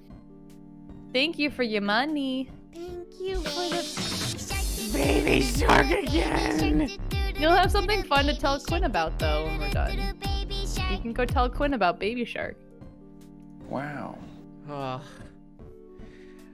Wow, I can't believe this. We are at 4,103 followers, by the way. We are at 4,103 Whoa. followers Wow. and 308 subscribers. Wow. You guys are so close. Less than 200 more to get Baby Shark for free for a month. Yeah, less than and more. We're gonna do an entire Pokedex reading stream, and then we're gonna get some. We're gonna invest in some live 2D stuff. Oh, yeah. Something also about blood. I don't know. Okay. Okay. The fact that the chat spams Baby Shark emote. No! No! What did They I know do? why. I thought I was a good person. Why is Baby Shark playing every 10 seconds? It's because they want to use off Quinn's emotes that they drew for you. The beautiful, beautiful Baby Shark emote. Which is so stinking cute. It should be illegal how cute that emote is. It really is super cute. I do love it. Quinn's so good at this. Quinn is the most talented. I didn't realize I had it too. I know I'm sub to you, but I wasn't sure if that was gonna be like a bit emote or something. No. It's all like the 4 emotes that we currently have. There's gonna be more, don't worry. But the 4 emotes that we currently have are all tier 1 sub emotes. So basically, if you're not a subscriber and you want access to the emotes, the 4 emotes that are available right now are tier 1, which means they're all access. All you need to do is subscribe, and then bing bang boom, you Get them. You get them.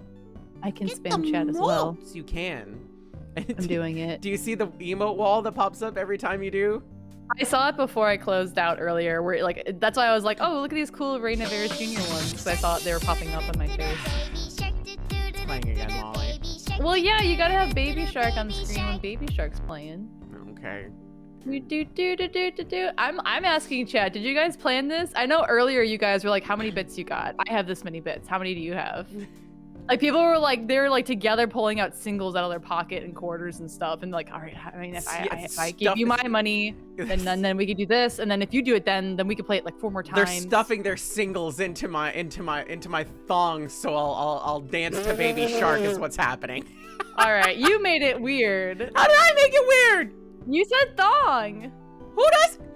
What? What? What? What? You are very clearly in a very cute kigurumi. I mean, I don't know if you're wearing pants, but the thong. Unless you mean like a sandal thong. Welcome to VTubing. Pants are optional. I'll never tell. I'll never tell. I'll never tell. You'll never know if I'm wearing pants. You'll never know. You'll never know. I mean, you'll know when I get up to get water, and if you hear my like thighs like Velcro to my seat, then I'll expose myself by accident. See, that's the benefit. That's the benefit of my DX Racer Air, because the DX Racer Air doesn't have that, which means that Brought to you by DX Racer. I mean, they did give me one for free, which is really nice. It's actually That was nice of it's a them. super hella nice chair. Like this is the nicest. This is so nice. I paid for my gamer chair, and it exposes me when I'm not wearing pants. So think about that. Think about that. All right. You know what's funny is I kind of made fun of gamer chairs for a while because they kind of look like adult baby car seats. Mm-hmm. But like the way they're situated, like I understand why like they are the way they are, because like, oh, it like hits like your neck and back perfectly. It's like, oh yeah, no, it's like, it's amazing. It's amazing. Mm-hmm. This chair is freaking great. There's nothing better than like being in a meeting and you have to be in the meeting and you can just recline in the damn chair and still like nobody knows. It's great. It was again, Molly. Again, Molly. Are they still going? There You guys, is. we have to finish. We're in the middle of asking Stan out. Not that I don't love Baby Shark, but can you give it 5 minutes so we can like at least see if he's game or not? We just gotta put ourselves out there on the line, you guys. The adrenaline is flowing. Baby Shark is in our veins. We're getting high. We're Red- high up our win and Baby Shark. Rez says no. We're all fucked He up played on it Baby Shark again! now. Dude, they're out for blood. I'm gonna keep going. I'm gonna try and keep my composure. I'm gonna try and keep my composure. Okay. Not as opponents, but together. You and me. You hope he feels this too. This connection. This chemistry you have. It can't just be you. I can't. Please don't let it just be me. Your breath is held, nervous. And while it feels like time stood still in the space of that pause, just a second later, Stan breathes in and then speaks. I like that, you know? Yeah! I really like that. Yay! He's smiling in a way that We're lights up his doing it! face like you haven't seen before. We're doing it! We did it! We're doing it! You're smiling too, wide and goofy, full of sheer giddiness you can't contain. There's Giddiness? Wait. Giddiness? Giddiness. Giddy. Giddiness. I heard giddy. I heard it with ease. Giddy. Giddiness. Giddiness. All right, please continue. Full of sheer giddiness you can't contain. There's something intoxicating about it. With 'Cause that we're high off the feeling Baby running through Shark. you, it's hard. It's a hard fall back to earth. Hey, can you help me get these gloves off? Stan laughs loud and free and obliges. It's later that day, just after dinner, when you get around to telling Stan about your time at the diner. So, I guess I'm asking, is it always like that around here? He's got the jacket back. People talk about my love life? Heh. After you've survived Mabel, everybody else is small fry. I'm gonna say this. Of course you give it back to Stan. Of course you give it back to Stan. If you take one of your partner's anythings and you take it because he's like, oh, comforting scent and warm and everything like that, you gotta give it back to him every once in a while to recharge. Make it stinky again. You gotta get the good stank. yeah, that good smell back. You're right. See, I can tell you're married. Listen. You're smart. You got these inside facts What for do you me. mean inside? So that's a normal thing, isn't it? Or am I like, am I the weird one again? No, you're not being weird. I just mean like it's been a while, and that checks out. That checks Okay. out. All right. So long as I'm not by myself on this one. No. I was giving you. I was praising you. I was like, you're 100% correct. There's not much to talk about in this town. So when the tourist crashes their car into the jewel of the town at the peak of season, it's prime material. Enough of that, though. I thought we could have a private movie night. Whoa, Netflix and chill. Yo. You know, to wind down a little. I keep the movies in the cabinet there. Go pick one. You open it up to reveal a stack of VHS tape and a few DVDs. What do you want to watch? A heart-rending classic drama. You know. A documentary that you assume is for a stomach-churning horror film. No. Correct. No. You pick out a creepy movie about a bizarre swamp creature attacking a bunch of teens at a summer camp. Towards the climax, the teens knock the monster into the lake with a harpoon gun. They stole off the quartermaster's fishing boat. Just as it seems as though the fishman is gone for good, the creature's hand bursts out of the water. You yelp, startled by the cheap jump scare, and Stan chuckles. Slightly embarrassed, despite it totally not being your fault that your basic instincts are intact, you bury your face into Stan's chest. What? Molly! What? Molly! I always pick the romance one because it's like, well, I thought you would pick that. I mean, that was my fault. I didn't realize there was a horror one in there. Of course, you're gonna pick horror. Molly, but I think the romance one is like Victorian romance. So I was like, she's gonna go for that one. Molly, I read romance. I watch horror. Oh damn! Oh my gosh. Listen. Oh my gosh. The horror is the romantic movie choice. I can't handle that. I can't handle Horror either is. scenario. Listen, this is exactly why horror is the romantic movie choice. Oh my gosh. I picked the horror movie. Oh no, the other person is scared, and now they bury their face in my chest. I win. That is a win for me. I win. Boobas. I win. Oh no. Big win! He seems uncertain for a moment, awkwardly patting you on the back and clearing his throat. Hey, it's all right. The flashback already showed how it's gonna end. I still can't look. This is way too big brain for me. I would never would never. I would be like, I would rather die than watch this movie with you. Gruesome. We can watch Bridgerton or I'm going home. Gruesome sounds continue from the TV, and slowly Stan eases the patting into an embrace. Ah! Sorry. The film continues, checking cliche after cliche off the list. Hook in the hand, man in the attic. Kdin gets bored and then pats Look somebody on on the the car head. Yeah, okay, car door. Baby shark! Stupidly, when making your selection, you hadn't accounted for one of the most prevalent tropes of all. The final pair of surviving teenagers, believing they've defeated the monster that's killed all their friends, begin making out furiously in triumph. Do not make eye contact. I swear to God, do not make eye contact. Do not make eye contact. Swear to God. Thousands of tears later. Thousands of tears later. It's disgusting, really, with hands everywhere and unrealistic noises filling the quiet night of the camp and subsequently the living room. Jason didn't kill them? This is stuff he hates. You can hear Stan's heartbeat stutter in his Jesus! chest, and he coughs awkwardly into his fist. You dare not make eye contact. Yes, Instead, lifting your head and shifting away from him. His touch is suddenly too much, and you thank the darkness of the room for hiding the redness of your face. Always go with the horror movie, baby! We're awkward and sweaty. If we went with the romance, it would have been light and airy. It would have been light and airy, not hot and heavy. No, there's too much pressure. Trying to wait it out, you silently cross your fingers so that the couple will get killed off any minute now. But instead, someone's pants start to come off. Yo, let's go! No, yo, Let's yo. Abort, yo. Hold on. Oh no. I'm Pow, saving. boom pow right in the kisser. Wow. And your brain jolts you to your feet. It's getting really late. Time to hit the This is fucking me. Okay, bye.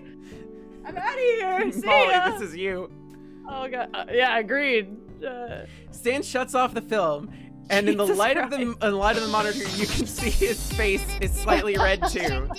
He doesn't seem mad or upset, so you relax a little, slowing down enough to take a calming breath. There's no use in being so nervous. If we had just gone with the romance, it would have been fine. No. Horror. And thank you No. again for the lesson today. My arms are still sore, so I assume that means it's working. My arms are so sore from hugging you. Ha. He grins, giving your shoulder a nice pat. Oh, definitely. Let me know in the morning if you still are. Oh, if you still are. I've got some old tricks that could help. Stop. Not now, man. Good night, Stan. Good night, Milk. Good night, Milk. Yum yum. Goddamn Milk. Yum yum. Yeah. Yo, we're good at this. We're good at this. It's like you're made for each other. How are we not halfway through this? I did this game in 4 hours. Because we're reading and telling stories and fucking around. Yeah, you're right. You want to I give mean, me when a you're right. snort, Molly? Wow, that was Pretty good. Thanks. What in the?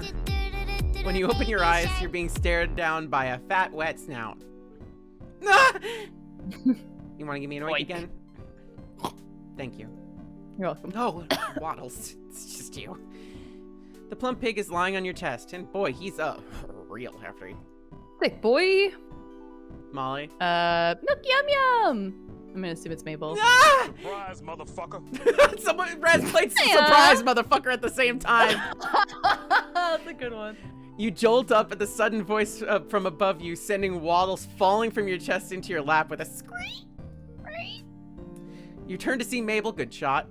All metal-filled smile and rosy cheeks, barely able to contain her glee despite nearly scaring the life out of you.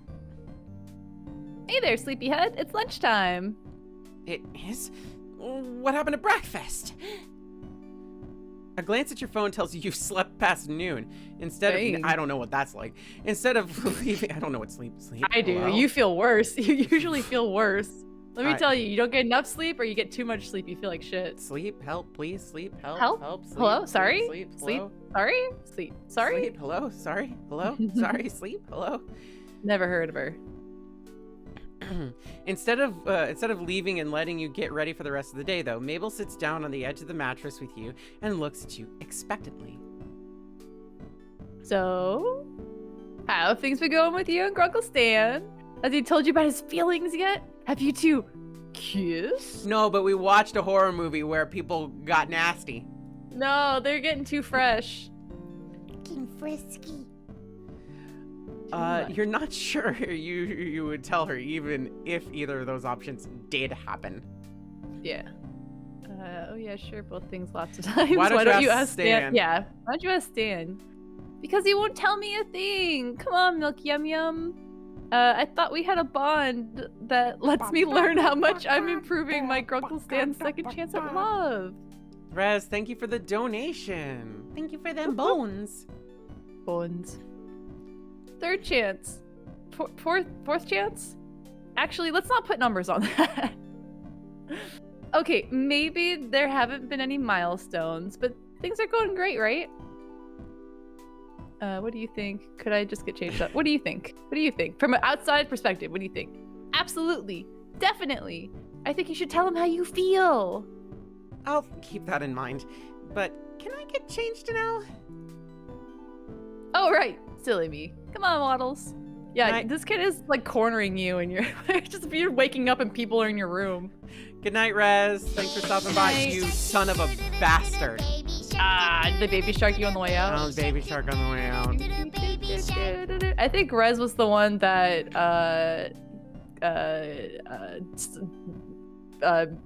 evil plotted that baby shark takeover. So, good night to an evil genius. They leave, and you're left to your thoughts. With all the hectic supernatural stuff in Gravity Falls that inexplicably often finds itself in or near the shack, you haven't been able to spend much significant time with Stan since your boxing session.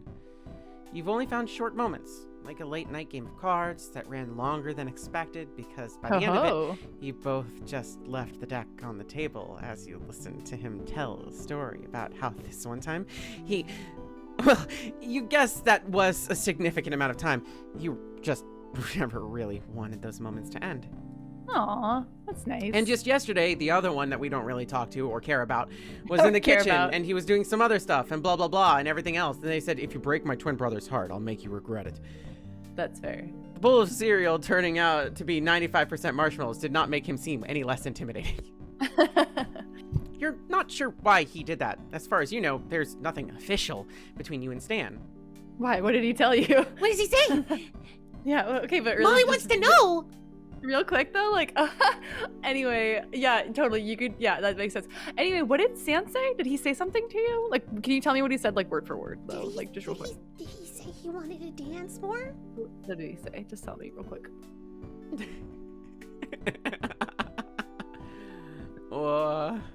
Molly. Yeah. What? Shut up. I can't believe you. First of all, What?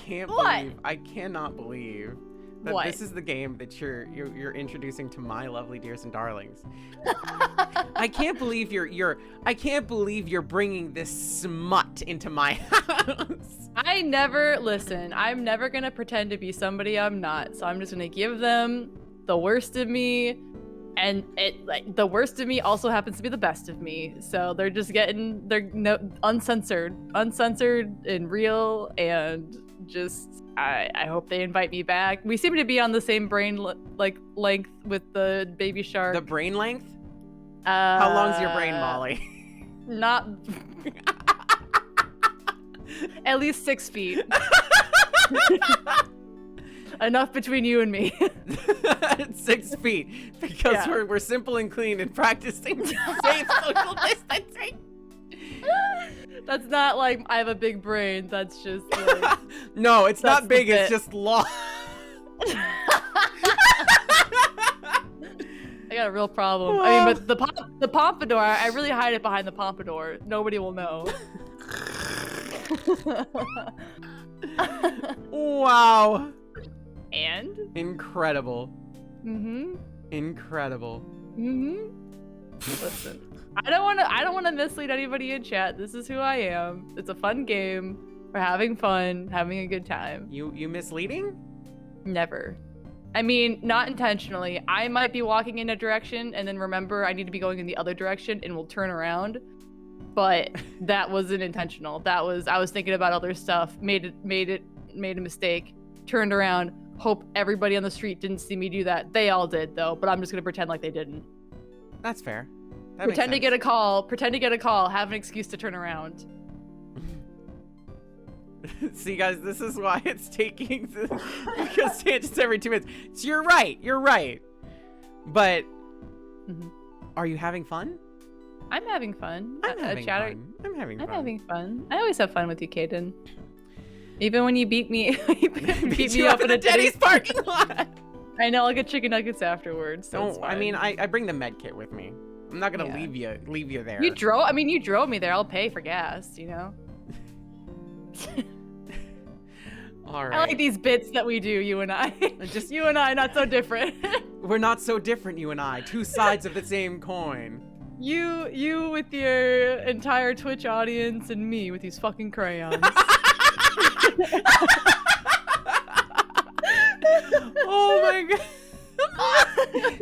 You with all of your Twitch viewership. Me with my frickin' Crayolas. And me, you and I, not so different. We sit at the same table. Besides, standard for don't even. How? Who? Rez! I thought you left! Why? How? Wow. They came back. Surprise shark. you They son of a found bitch. $5 more in their pocket and came back in.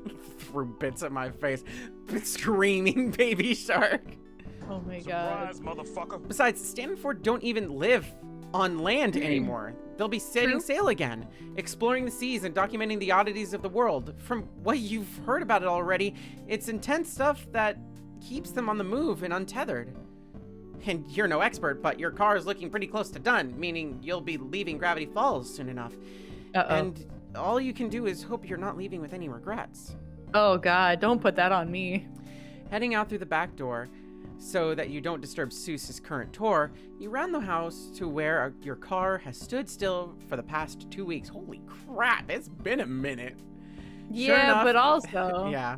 Sure enough, there you find Stan, staring thoughtfully into the hood before he spots you and brightens. Hey, how's it hanging, Milk Yum Yum? God damn Milk Yum Yum. Fancy finding you out here. How's the car coming along? Ford said you want to talk to me. Fancy finding you out here. Fancy finding you here, outside your own house, where Ford told me you'd be. What can I say? I'm unpredictable. This is cute. Look at this. Look It's- what they got going it's on. This very is cute. cute. I'm unpredictable. Never know what I'll be up to next. Ah, this guy. Your car's almost good to go, as far as I can tell. I'm planning to take her on a quick test run around town to make sure. Sounds fun. Where do we go? You ain't coming. I don't want you inside if there's an explosion or something. There won't be, but as a precaution. Okay. But if oh god, you're free tonight, I figured we could celebrate.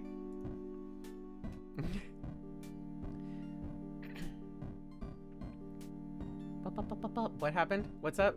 What's going on? What? Something happened. What? Somebody said something. Something said somebody. What do you mean? Something about ad? Oh, What? timeless memory. Thank you for the follow. Somebody said something and my brain stopped. Oh, was it me? 'Cause I Oh, said there it is. something. So what happens in ad time if there isn't an ad? Usually Wisp will throw pebbles at me and remind me that somebody did something like, "Oh, it's sing mode. Kdin, this word is banned. You can't swear right now. Somebody said ad time." And then I will actually do the thing because I'm brain cheese. I should have used my points to be like, you can't do ASMR. You can't do your Can't do you can't do asthma? you can't do your saucy narrator voice. Saucy asthma? Save me all that pain. Yeah, sure. What do you have in mind? I can't tell you. That'd ruin the surprise. All you gotta worry about is yourself. Meet me back here in a few hours. And, wear your best studs. Stan shoots Whoa! Stan shoots you a wink. Wow. Whoa! Twirling your car Wow. keys around his fingers before he turns and gets into your car. Wait, that's my car. Wait. Unsure why you couldn't go with him and hang out tonight, you wave goodbye and watch carefully as he revs the car to life. It I works! mean, that's And hey! No explosion. You don't know though. He could start driving, the brakes cut. You know, just Yeah. that's a smart move. He gives you a thumbs up, which you return, and pulls out into the dirt road towards town.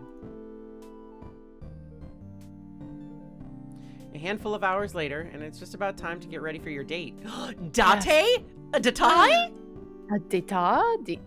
Diate? A coup d'etat? A coup de grace? A coup de date? A coup de date? Anyway. Stan got back to the shack a moment ago, and through the window you spotted Mabel talk to him outside. Though you couldn't figure out what they were saying, you laughed to yourself when she took his face in her hand, squishing his cheeks and looking him straight in the eye. A cute intimidation tactic, maybe? After rummaging through all of your clothes you'd brought with you for the trip, you're relieved to find an outfit that fits the occasion. It's Something classy, something fashion, something casual. It's classic. Classic. Come on. Come on. you feeling good about the outfit you chose. You head outside to meet Stan. Gotta be classic. Come on. You step out onto the back porch and are met with his back to you, looking off into the distance. You're about to call his name when he turns in your direction, and your words die on your tongue, speechless at the Whoa. sight of him. Whoa! V-neck. He looks handsome. Your eyes catch on the way his gold chain glints in the light, drawing your attention to his proudly exposed chest, helpfully framed by the cut of his shirt. The buttons almost strain to contain how good he looks. Dude, Your gaze eyes up follows here. the line lower to how Eyes up here, man. Stan whistles playfully at the sight of you. I drew a sight for sore eyes. Nice. Venus Parsa, thank you for the follow. Welcome to being a dear and darling. Yay. Do a turnaround. Thank you. Do Yeah, a- come on. Oh, wait, no, maybe, okay. I was gonna give You him do a compliment. turnaround, making sure to give an extra flourish as you spin. Stan's eyes light up as he laughs, tipping his imaginary hat to you in appreciation and whistling He again. believed me. He's my true love. Molly, again, trust me. I know how to do this. So, where to? Wait, can we just to play it safe, Yeah. can you go back and then do compliment him? You're not so bad yourself, just to make sure. You sure clean up nicely. You give him a once over as though you hadn't already been looking earlier, Molly. Stan's cheeks flush the faintest pink as he smooths out his jacket in response, posture straightening proudly. This look was all the rage back in the day. Trends may fade, but Stan Pines has still got it. Nice. I don't know what the better response was, but Either way is fine. yeah, I'm good with either. sure. So, where to? His hands in his pockets, Stan nods over to the Stan-mobile, a few feet in front of you. Only one way to find out. He offers you his arm and escorts you to the Whoa. passenger side, opening and shutting the door for you before heading over to the driver's side. While you're already looking forward to this, the way Stan looks makes you all the more eager.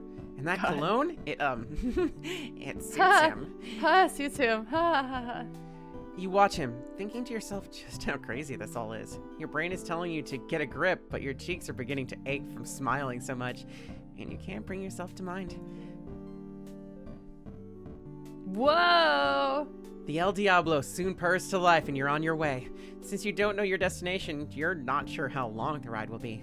Not like you mind at all. Yeah, true. Try on radio, enjoy the quiet. Make conversation, come on.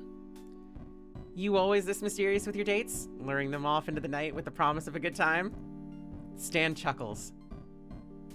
Nah, just the ones that like being around. Oh, that's nice. Good to know. Ha, good to know.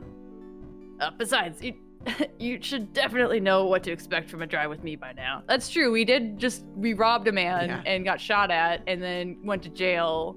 So, The Yeah. unexpected? Bingo. That's silly. You gaze out the window again, unable to keep the smile from your face. Oh, I need to move this. Hold on. Another minute or so passes before Stan speaks again. All right, we're almost there. Close your eyes. Really? Yes, really. I got blindfold. Why do you have a blindfold? I got blindfold in the don't stop. Stop. Wait. Stop it. Is No. that not normal? Mm, Is that not normal to have a blindfold handy at all times? not normal? Hmm. And I got a blindfold in the glove box if you can't stop yourself from peeking. Noted. Wow. I will make note that carrying a blindfold around is not a normal thing to do. I'm concerned now. Why? I don't know. Nobody here has a blindfold. Nothing. Everything's fine. Hmm. Somehow it sounds like he's not joking about that last part. After what This you've a deal seen with him, breaker? it wouldn't be a boy. surprise. I can change him. Leave that one alone. Sorry, just a second. I am. I don't know how to do this. Dang it.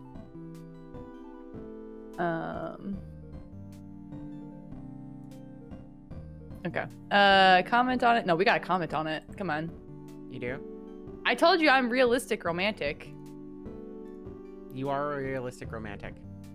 Let's comment on it. I mean, we could just make. It could also just be witty wordplay. We don't know yet. It's true. We can go back. You laugh and cover your eyes with your hands. We can save that for another time. I promise I won't peek.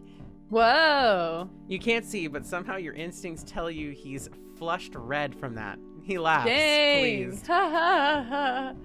You keep your eyes closed for another minute or two as Stan begins to tell you about the time he was hogtied and blindfolded by some thugs on the side of a desert road. In another situation, he would have probably liked it, but in that situation, it was not great.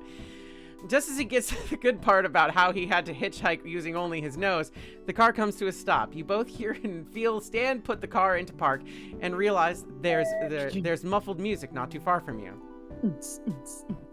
Can I look now? Hold on. Stan why? Wow, I just looked at my own chat. Kdin keeps a blindfold and a pair of handcuffs in her car, and yes, they're the fuzzy kind. First of What? all, how dare you? Second of all, stay out of my car. Stan exits the car, and the footfalls tell you he's walking to your side. In a second, he's there, opening your door. Can I look now? Stan chuckles. Unless you can walk with your eyes closed. You open your eyes to see a rundown diner? Gracie's Diner, to be exact? The building is about as slightly shabby in appearance as it was when you last visited, but under the glowing "We Have Food" sign is an endearingly hand-painted banner reading Disco Night. Through the window, you can spot energetic silhouettes and flashing multicolored lights. Hardly grandiose, but it's still beautiful. Oh my god, Stan! He takes your hand and helps you out of the passenger seat. Molly, You Molly, don't like it? Molly, you're just kind of like, I can see Molly, head in chin hands. Ah, Stan! I would love to give that. I'm honestly like flopping right now because I don't remember how to get rid of bots in our chat. We have a Oh. bot in the Yayo. Are you logged into Yayo? No, that's why I'm like trying to do as much as I can on my own account, but I'm like, Are we and Mark's modded not on Yayo? responding. We modded on Yayo? I don't know. Let me find I out. guess I'm not. I tried. Help. Here, I Oh. got you. Okay. Thank you. Molly, where are you in this chat? What do you mean, where am I? Molly, you have mod powers, Molly. Oh, I was doing everything I could. Do you have mod chat thing? Click on the I little clicked- gear and I clicked on him. Yeah. I did that, and then I clicked manage suspicious user, and then that didn't work. No, and then there's I, a little I- button next to the thing next to their name, and it's a little trash can. And you click the trash can. Oh, I don't have that then. Then you need to switch to mod view, Mollison. Okay, I don't. Click the okay. little gear in the bottom next to the chat button. Mhm. You'll bring it up, and in the bottom it'll say switch to mod settings. Switch to mod. I'm a professional gamer. Oh, yeah. There you go, Mollis. Chat filters on or off? I mean, it's fine. Okay. Okay. Well, okay. You good? I don't think that did anything, but... I mean, I already got rid of it.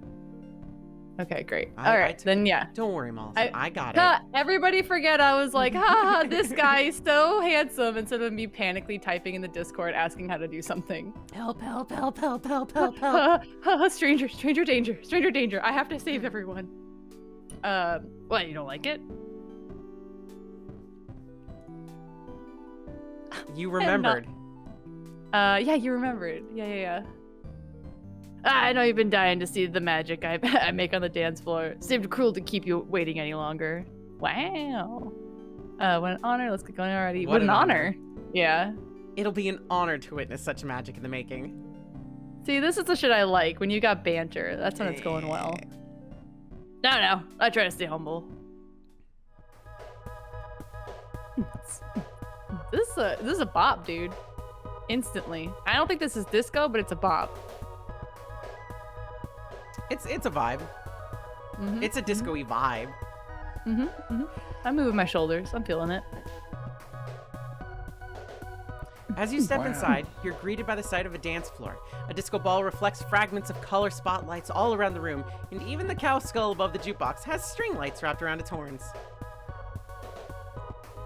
There's a good amount of people here. It's mostly older adults, which is unsurprising given the music genre, but there are a few younger folks who seem to be enjoying themselves unironically. You're surprised you don't see Mabel and her friends here. You finally look back at Stan and catch him pretending he wasn't just watching you for a reaction seconds earlier. You didn't do all this just for me, did you? Nah, it's a monthly thing that picked up a while back. I lend them some equipment for it every time, but I may have knocked it up a week or 4. He's smirking. He's so proud of himself. This guy. Thank you. You roll your eyes, nice. but give him a fond smile. The eye roll to fond smile is my MO, by the way. That's my modus operandi. That's the me. That's the me. It's like that's the Nico Robin emote in our Discord, where it's like, oh you. Dude, that's the May Marigold thing.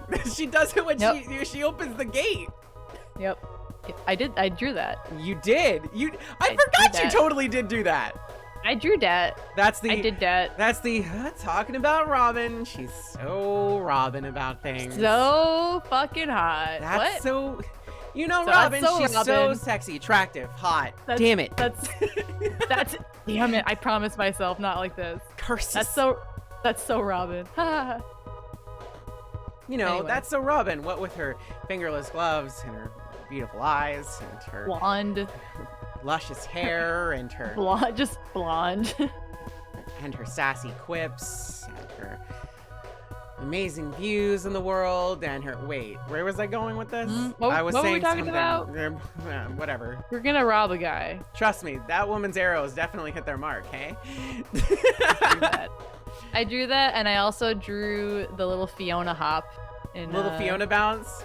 I drew the little she like is praising Yang's team and she does a little hop forward. I drew that. I did that. Aw, thank you. People like the bounce. The bounce, the big moments for honestly, the big moments for the Happy Huntresses in V8 were all like the ones that everybody's just like, I don't see any of the trauma stuff beyond this. Like the stuff I did a lot of the early stuff with them, like a lot of the early first couple episodes where they're just doing their job, like before the angst, and they're just kind of like, you with us or against us, but they're like doing good while they still can. Yep. I did a lot of that. Did you know that I mo-capped the curtsy? Did you? I did. Excellent. Excellently done. That's me. That's well my done. That's my curtsy. The May's curtsy is me. Incredible. Well done. that whole very like pomp and circumstance moment is very. I mean, that you. That you know. It you.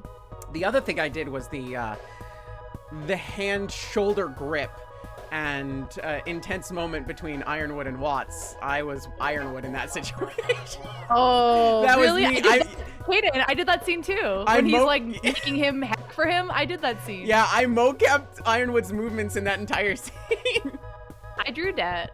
I remember, I think Carrie directed that episode because I remember us being like, he touches him, but he's uncomfortable, right? Oh, he's super yeah. uncomfortable. And I was like, cool. No. Cool. Yeah, I drew that.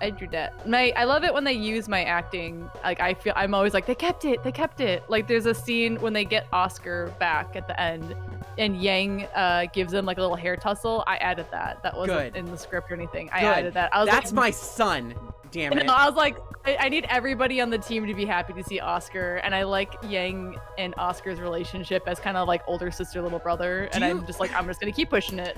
Do you know how much I really just want Oscar to call May Aunt May? Do you realize how much I want that? Do you understand how much I want that to be real? That would be great. I just want to be Oscar's aunt. So it could be Aunt Molly and just like get to do a dumb voice like, oh hey there Oscar, oh look at you, you're so tall now. I could be Oscar's aunt. Isn't Oscar's aunt voiced by Lenti? Oscar, come on down. Yeah. But that was Lenti, whatever. I believe. I think that was whatever. In my head, in my fanfic, it's me. Whatever. I would never let that child leave though. There's dangers out there. I'm pretty sure that's Lenti. Probably. I don't know. I'm checking because I have to. I forgot that his aunt speaks. I forget that she like calls him down for dinner and stuff. I'm going to check. See, it's Bob, right? Oscar's aunt. Oscar's aunt. Yep. I knew I remembered that right. That's awesome. Oscar's aunt and Joanna are the same voice. Just so everybody knows. Epic. I love that. All the more reason. Aunt May. That's all the more reason Aunt May. I'm into it. I love Joanna though. I'm just gonna throw that out there. Love Joanna. Listen, first of all, voice immaculate. Second of all, look luscious. All right. I got to do the other scene when Joanna takes over for the newscaster too. I got to do that as well with like the show your teeth thing behind her. So cool. That was hot. Thank you. I drew that. Listen, there's several scenes of Joanna kind of like low-key flexing, and I'm just like, that scene was added for me. Specifically for me. Me, and my thirsty thirstness. And I drew it. Thank you. You're welcome. I like to give. I'm a giver. I need to find out who did the boards for, May, the May Joanna Fiona hug. That might have been Rachel. Really? Maybe. I'm gonna ask Rachel tomorrow because I need to thank Rachel for literally all of the content I ever wanted in my entire life. The only thing that was missing was my wife. Rachel will at least know, I think. Listen. Yeah. The only thing that was missing was wife prime. Got tall wife and small wife. I did also get to do the scene where Robin calls Crow out. I did a lot that season. It makes me so sad I wasn't on season 9 because I just needed a break. You did need a break, but I did so much on season 8. That was another very great scene where she's like, cut the bullshit, you crazy son of a gun, you crazy suicidal emo boy. Listen, you're my friend now. There is one scene in Volume 8 that ends me instantaneously. Is it the scene where Oscar gets a hug? No, it's Robin locked in prison, laying back, checking her nails, and talking so fondly about the other huntresses, and I'm just like, that's her, Your Honor. The one who stole my heart. There she is, and that's why she's in jail. That's why she's in jail. For me. She stole my heart. Stole my heart, man. No, my favorite scene, and luckily I got to board it. I got a lot of good Oscar. I mean, I think the word got out that I needed the Oscar stuff, but I did a lot of the Oscar scenes that season too. So the scene where John gives him a giant hug, I got to draw that. Anyway, what were we doing? Oh yeah, we're dating Stan. We're dating We're on a Stan. date with Stan. I'm sorry, I'm reminiscing. Yeah, about all we're the talking. things, man. It was the eye roll with the fond smile, the May Marigold special, as we call it. We got triggered into Ruby. Whoops. Well then, let's dance already. Dude, let's dance. Grabbing Stan's hand in yours, you lead him onto the Whoa. dance floor, and he follows eagerly. All right, we can. All right, we can start you off with something easy. Nuh-uh, I need to see your moves first. Make sure you're the real deal. Dang. Hey, you got any requests then? I want to see you twerk. No. Twerk. I don't know if he knows what that is. Twerk! Dab, freestyle. Ooh, foxtrot. Come on. Dab. Foxtrot. No, foxtrot. Dab! No, he's Dab. not gonna know what that is. Fine, try it, and Hit then we the can go dab! back. Stan groans. Yeah, see? Is that thing Maple Dipper always do ironically? You dab in confirmation. So awkward, I love poor that! guy. Like he's just hurt his You shoulder. take pity on him. Okay, hold on. We'll Foxtrot's go the back. thing, We'll go right? back. Yeah, We'll do go back. Foxtrot's classic. Oh, we can't go back. Oh, all right, it's fine. Don't worry. Hold on. No, it's fine. We'll go forward. Yeah. We're fine. It's fine. I think we're leading Foxtrot's a thing, right? Yeah. There you go. This is a good one. I'm not quite the young buck I used to be, but I still got some trot in me. And you dance. Before you know it, the song is passed, and then another and another. You weren't too sure about it at first, but Stan's actually a really good dancer. He's light on his feet, and he's definitely got rhythm. He knows just where to guide you, how to hold you. This is another scenario where realistic romantic. I think dancing is super romantic. I've only ever gotten pity dances in my entire life, and I was too awkward and too sweaty to truly appreciate the dances. But I would just be like, I would just. This is we're already married, and I'm finally comfortable enough to dance with you. Hey, Molly. No. Molly. What? When I was growing up, I had to learn how to ballroom dance. So did I. I mean, for less prestigious reasons, it was a course in gym. No, I had it was a thing where it's just no, you have to learn how to do this. This was Sure. it was a thing. You lived in a gated community. I can only assume this was just par for the course. It was, yeah. I mean, Mm-hmm. so Continue. I had to learn how to do that. Mm-hmm. And then I subsequently never did that ever again until Michael and Lindsay's wedding Aww. with Quinn. That's nice. And I was just like, you want to go dance? And Quinn's just like, you don't know how to dance. It's like, I don't know how to dance. Don't taunt me. Who are you talking to? You think, though. Haha. Unless. That's nice. I was just talking about this the other day, actually, because I've been watching my friends puppy while they've been taking ballroom dances for fun.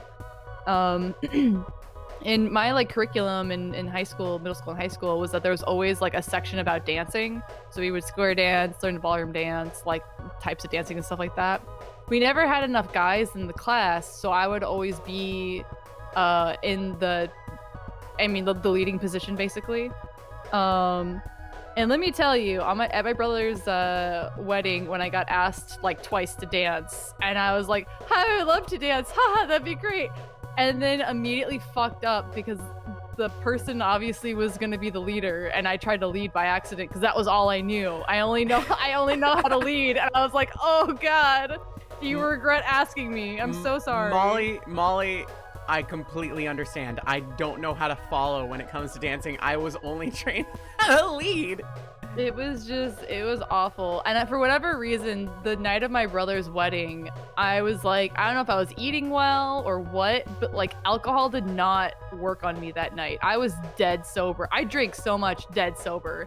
And I was like, if there's ever a time I need to be drunk so I could not be awkward and finally get asked to dance for the first time in my life at 27? And it's please just let me have this. Nope, couldn't even do that right. I'm the one who asks to dance. I've never been asked to dance yet. Wow. I don't have that type of courage to ask somebody to dance unless I mean, it's one of my friends got dumped, and I'm like, fuck him, let's dance. I mean, let's just in- take our shoes off and have fun. In fairness, Quinn and I had been dating for years at that point, so like, That's still nice, quote though. unquote courage. That's still nice, though. Little dancey dance. That's nice. Oh God, you hope your hands aren't sweaty. Are you sweaty? Oh, they're sweaty. Dude, they're your face sweaty. sure feels hot when he shoots you a wink before leading you into a half turn that lands you your back flush against his chest. Oh, I'm nothing but sweaty. You're keeping up pretty good, Milky. God, fucking Milky. You having fun? He asks low. You gotta. He asks low in your ear in a way that makes your heart. No, you gotta go. Hold on, let me go back. You're keeping No, up pretty you're gonna good, make me Milk do Yum it. Yum. You're keeping up pretty good there, Milk Yum Yum. You having fun? He asks low in your ear in a way that makes your heart flutter as you sway together. Only because I have such an amazing partner. Nice. I could say the same thing. Nice. Stan laughs. Stan laughs, bringing you back to Haha. face him. But the song ends only seconds later, and he realizes his hold on you. He releases. He releases. He realizes He he realizes has he has his hold on you. He realizes, oh, excuse me. It's a slow song, and Stan raises his brow at you questioningly. Oh, jeez. Take initiative! Oh, wow, okay. Of course you want to continue. Laughing, you take his hand in yours and guide it back to your side. Stan beams and brings you closer still.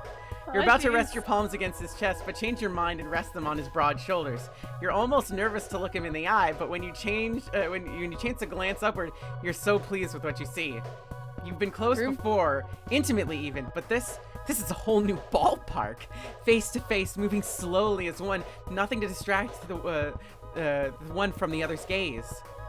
Room for Jesus. Leave room for Jesus. Oh, there's no Jesus here. Did you ever have like socials or dances where somebody was like, room for Jesus? Like, arm's length, kids. Molly, arm's length. Molly, Yeah. two things. Yeah. Remember, I was homeschooled and then I went to college Oh. at 13. Okay, great. So Let me no. tell you, at least I never went to I any didn't- dances or anything like that. I didn't. All the dances I did uh, were formal occasions, Yeah. weddings, social gatherings, yada yada. I didn't go to a religious school, but there were plenty of parents who were like, arms length, kids. Room for Jesus. Room for Jesus. And those that wouldn't do it, I remember like the principal would get between people to be like, you've done this now. Like, it's like, we got to keep the kids from being horny. So it's like nothing less horny than some, asshole. Anyway, continue. You ready, Molly? 'Cause I you're don't about to think scream so. again. Oh, great. You try not to think about how good he smells, or Oh, how come on, comforted man. and electrified his hold makes you feel. You definitely try not to think about how a slight lean forward would easily bring his lips to yours. The song Oh my changes God. again, almost too soon, you think, but Stan just picks up his tempo to match, keeping your proximity the same. By now, you don't even have to look at your feet. The pace quickens, and you both get caught in it. A swing, a twirl, another swing, and you're dipped in Stan's arms so smoothly that it takes No. you a split second to realize why you're nearly upside down. Oh, jeez. Wow, he's getting you upside down on the second date. Wow. Bam. Wow. Wow. Stan's grinning down at you, panting from the intense bout, holding the dip. Dang. Kiss him! Kiss him! Kiss You him! have to! Yeah, you have Stan to! glances down at your lips for a split second, but it's enough to tempt you, and you do the same! Maybe it's the romantic in you, but you can't help yourself. Heart thrumming in your ears, you lean up, meeting him in a kiss. He looked first, okay? That was the signal. He makes a noise of surprise, which turns into one of contentment as he kisses you back. You part after a moment, and Stan's eyes widen with excitement, grin bigger than you've ever seen. Before you can kiss him again, he brings you back up into his arms to finish off the dance and as the song ends. A This quick poor glance guy's around back. the room lets you know that most of the surrounding patrons were watching the two of you dance! Don't proceed! They look away as you notice some whispering and some getting back to their own technique. No! Their It's Stan who technique? speaks up first. You hungry? Their technique? Not what you were expecting, but you're kind of relieved. He's keeping the mood Thirsty, light. actually. I'm pretty thirsty! Yeah. Boy, am I thirsty! Geez, am I? I thought No, you'd we're never thirsty. ask. Thirsty. Really? Yeah. Come on, it's just like dangling fruit. I'll get you a soda or something. Come on, the joke's there. I'm thirsty. Yeah, but I think that like if the food happens, right, then you get to have we the can go intimate back. moment later. We can go back then. Let's go back. Great, my treat, kid. Pick anything you want. Of course. The place he's most generous is at a diner whose most expensive entree is $20. Lucky for you, I only want some fries and a shake. Sounds perfect. The fries are for me, the shake is you.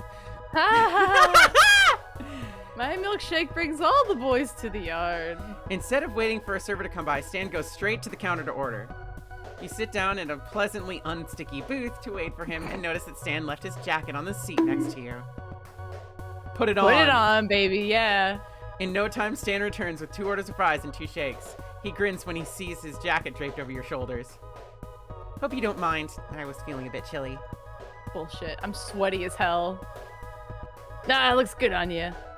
And it's not wet this time. Not yet. Sorry? Wow, Molly! Sorry? Wow! Daddy? I can't believe you said that. What? Wow! What? Molly! Low-hanging fruit, okay? Molly! Yeah, I deserve that. I got bonked. You got bonked for reals. Yeah. He sits Yeah. He sits sliding right next to you. It's been a long time since I got fries and a shake from an old diner. Nothing unusual. Not usually something people my age do, I guess. You're different. They don't know how to have a good time. When was the last time? You're different. I was gonna say when was the last time. I'm gonna say you're different. From what I've seen, there's a lot about you that's unlike other people your age. Stan looks down at his fries instead of meeting your eye. It's a good thing, right? That's a good thing, right? Yeah. Why don't you go back and do a different thing? But look, you think it'd be here if I thought otherwise? Watch. Ready? I'm watching. See, Aw. non-committal. Go back. Go Boo, back. come When was on. the last time? No, I'm interested in him. When was the last time? Boo. Sweet Moses, decades ago, long before you were born. Uh-oh, we keep going back to his age here. I'm sure. Does it live up to the nostalgic I was born in the wrong era hype? Oh, price-wise, absolutely. Shakes were 35 cents and fries were 30 tops. At that price point, these days I could buy lunch for the whole town. Of course I wouldn't, but you get what I mean. He laughs, stirring his shake with his straw. Must have been nice, being able to afford basic necessities and luxuries, minimum wage being up to par and all. Hey, we are a millennial in this. Hey, I thought you were supposed to be having fun here. We are having fun, but also society is crumbling around us, and it's a dystopia that we're trying to work through an entire apocalypse, but we still have to work during the damn apocalypse. Man, Sorry, what? Sorry, what? Sorry. Dude, we have a whole episode about this. It's called Millennials vs. the Boomers. I am. Creating a dialogue is important. I mean, not wrong. Ready to dig in properly, you take a fry and dip it into your chocolate shake. Stan, handful of fries ready to be shoved into his gaping mouth, looks at you like you just screamed bloody murder. What? What? Did you just... What, you've never tried it? No, of course not. Come on, bud. It's Everyone's delicious, done this. perfect mix of sweet and salty. It's tasty. Stan I've done frowns. this. Don't knock it till you try it. Yeah. He scoffs, picking up a fry and dipping it into your shake instead of his own, and pops it into his mouth. His eyes guy. widen as he chews, silent until he swallows. I'm gonna tell you right now, Mhm. if you do not dip your fries in your Frosty, Mhm. I don't know. Dude, I don't judge others, but you're wrong. So you need to be dipping. If you can Listen. eat, if you can have milk, if you can have dairy, if you can have milkshakes, if you can have potatoes and french fries, you should do this. You should be doing this. I'm gonna say this. If you don't appreciate a nice fry dunk and a chocolate Frosty, Mhm. sorry, dating is off the table. Off Sorry, the table but- entirely. Off the table Sorry. entirely. That's it. Sorry. You can say no to dunking your nuggets in the chocolate Frosty, but spicy nuggets dunked in the chocolate Frosty are freaking amazing. Yeah. Yeah. Yeah. Dude, just try. I mean, everyone who's like, ugh, gross, just try it. Try just it. try it. Dude, there's nothing. Fry it. Just fry it. Try it. There's nothing more satisfying than a Wendy's like chocolate shake and some fries, dude. Dunk that shit. You right. You're right, you're Mhm. right, you're right, you're right, you're right, you're right. And you're I'll right. say it. Steal one of his fries. It's not that bad. Yeah, still one of those fries. Seizing the moment that he's off guard, you reach over and snatch a fry from his plate. Hey, Payback. but this asshole. Stan picks up your shake and takes a big ol' swig. How dare you? Hey! He sets it back down, licking his lips triumphantly. Molly. Uh-oh. Molly. What? Indirect What? kiss. What? Indirect kiss. Oh my god! Just like in the animes warned me about this. He Oh, missed a spot jeez. though, and there's a bit of chocolate left on the side of his smirking mouth. Oh god! Point it out. Wipe it off for him. Hey Stan, you've got some... You lift your hand to his face and wipe the chocolate away with your tongue. And Baby Shark plays! Rez! Do not! Do not! They said Stan- that they left. Are they back? Rez came back. Stan's breath How hitches dare at you. your touch. When you absentmindedly lick the chocolate away. Wow! He's nearly beat red. You soon slip into that comfortable silence again Jesus as Christ! I you would never survey be the so crowd bold. and the couples Jesus. on the dance floor. Everyone seems to be having a good time. It's nice. Did anybody see that? They're all watching us earlier. Nobody saw that horny shit. Jesus Christ, you scared me, Quinn. Hey, it's not me. The game did it. Hi, Quinn. Molly says hi. Grandpa fucker. Of course, Quinn shows up and immediately just starts stabbing me. Oh my gosh, and then Idiot. Baby Shark plays again. Oh. Whoa. I can't believe Quinn would just walk into chat and just start talking bad about grandpas like that. How dare you? We are gonna finish this, and then we're calling it. By the way, Molly. I mean, you can stop anytime, honestly. We've got probably like an hour left of gameplay. I'm surprised we got this far. I want to see the end of this night, though. It's the spiciest part, and then it'll just be like the ending is not as. So do we want to save it here? It might be better to like finish this later. Okay. Okay.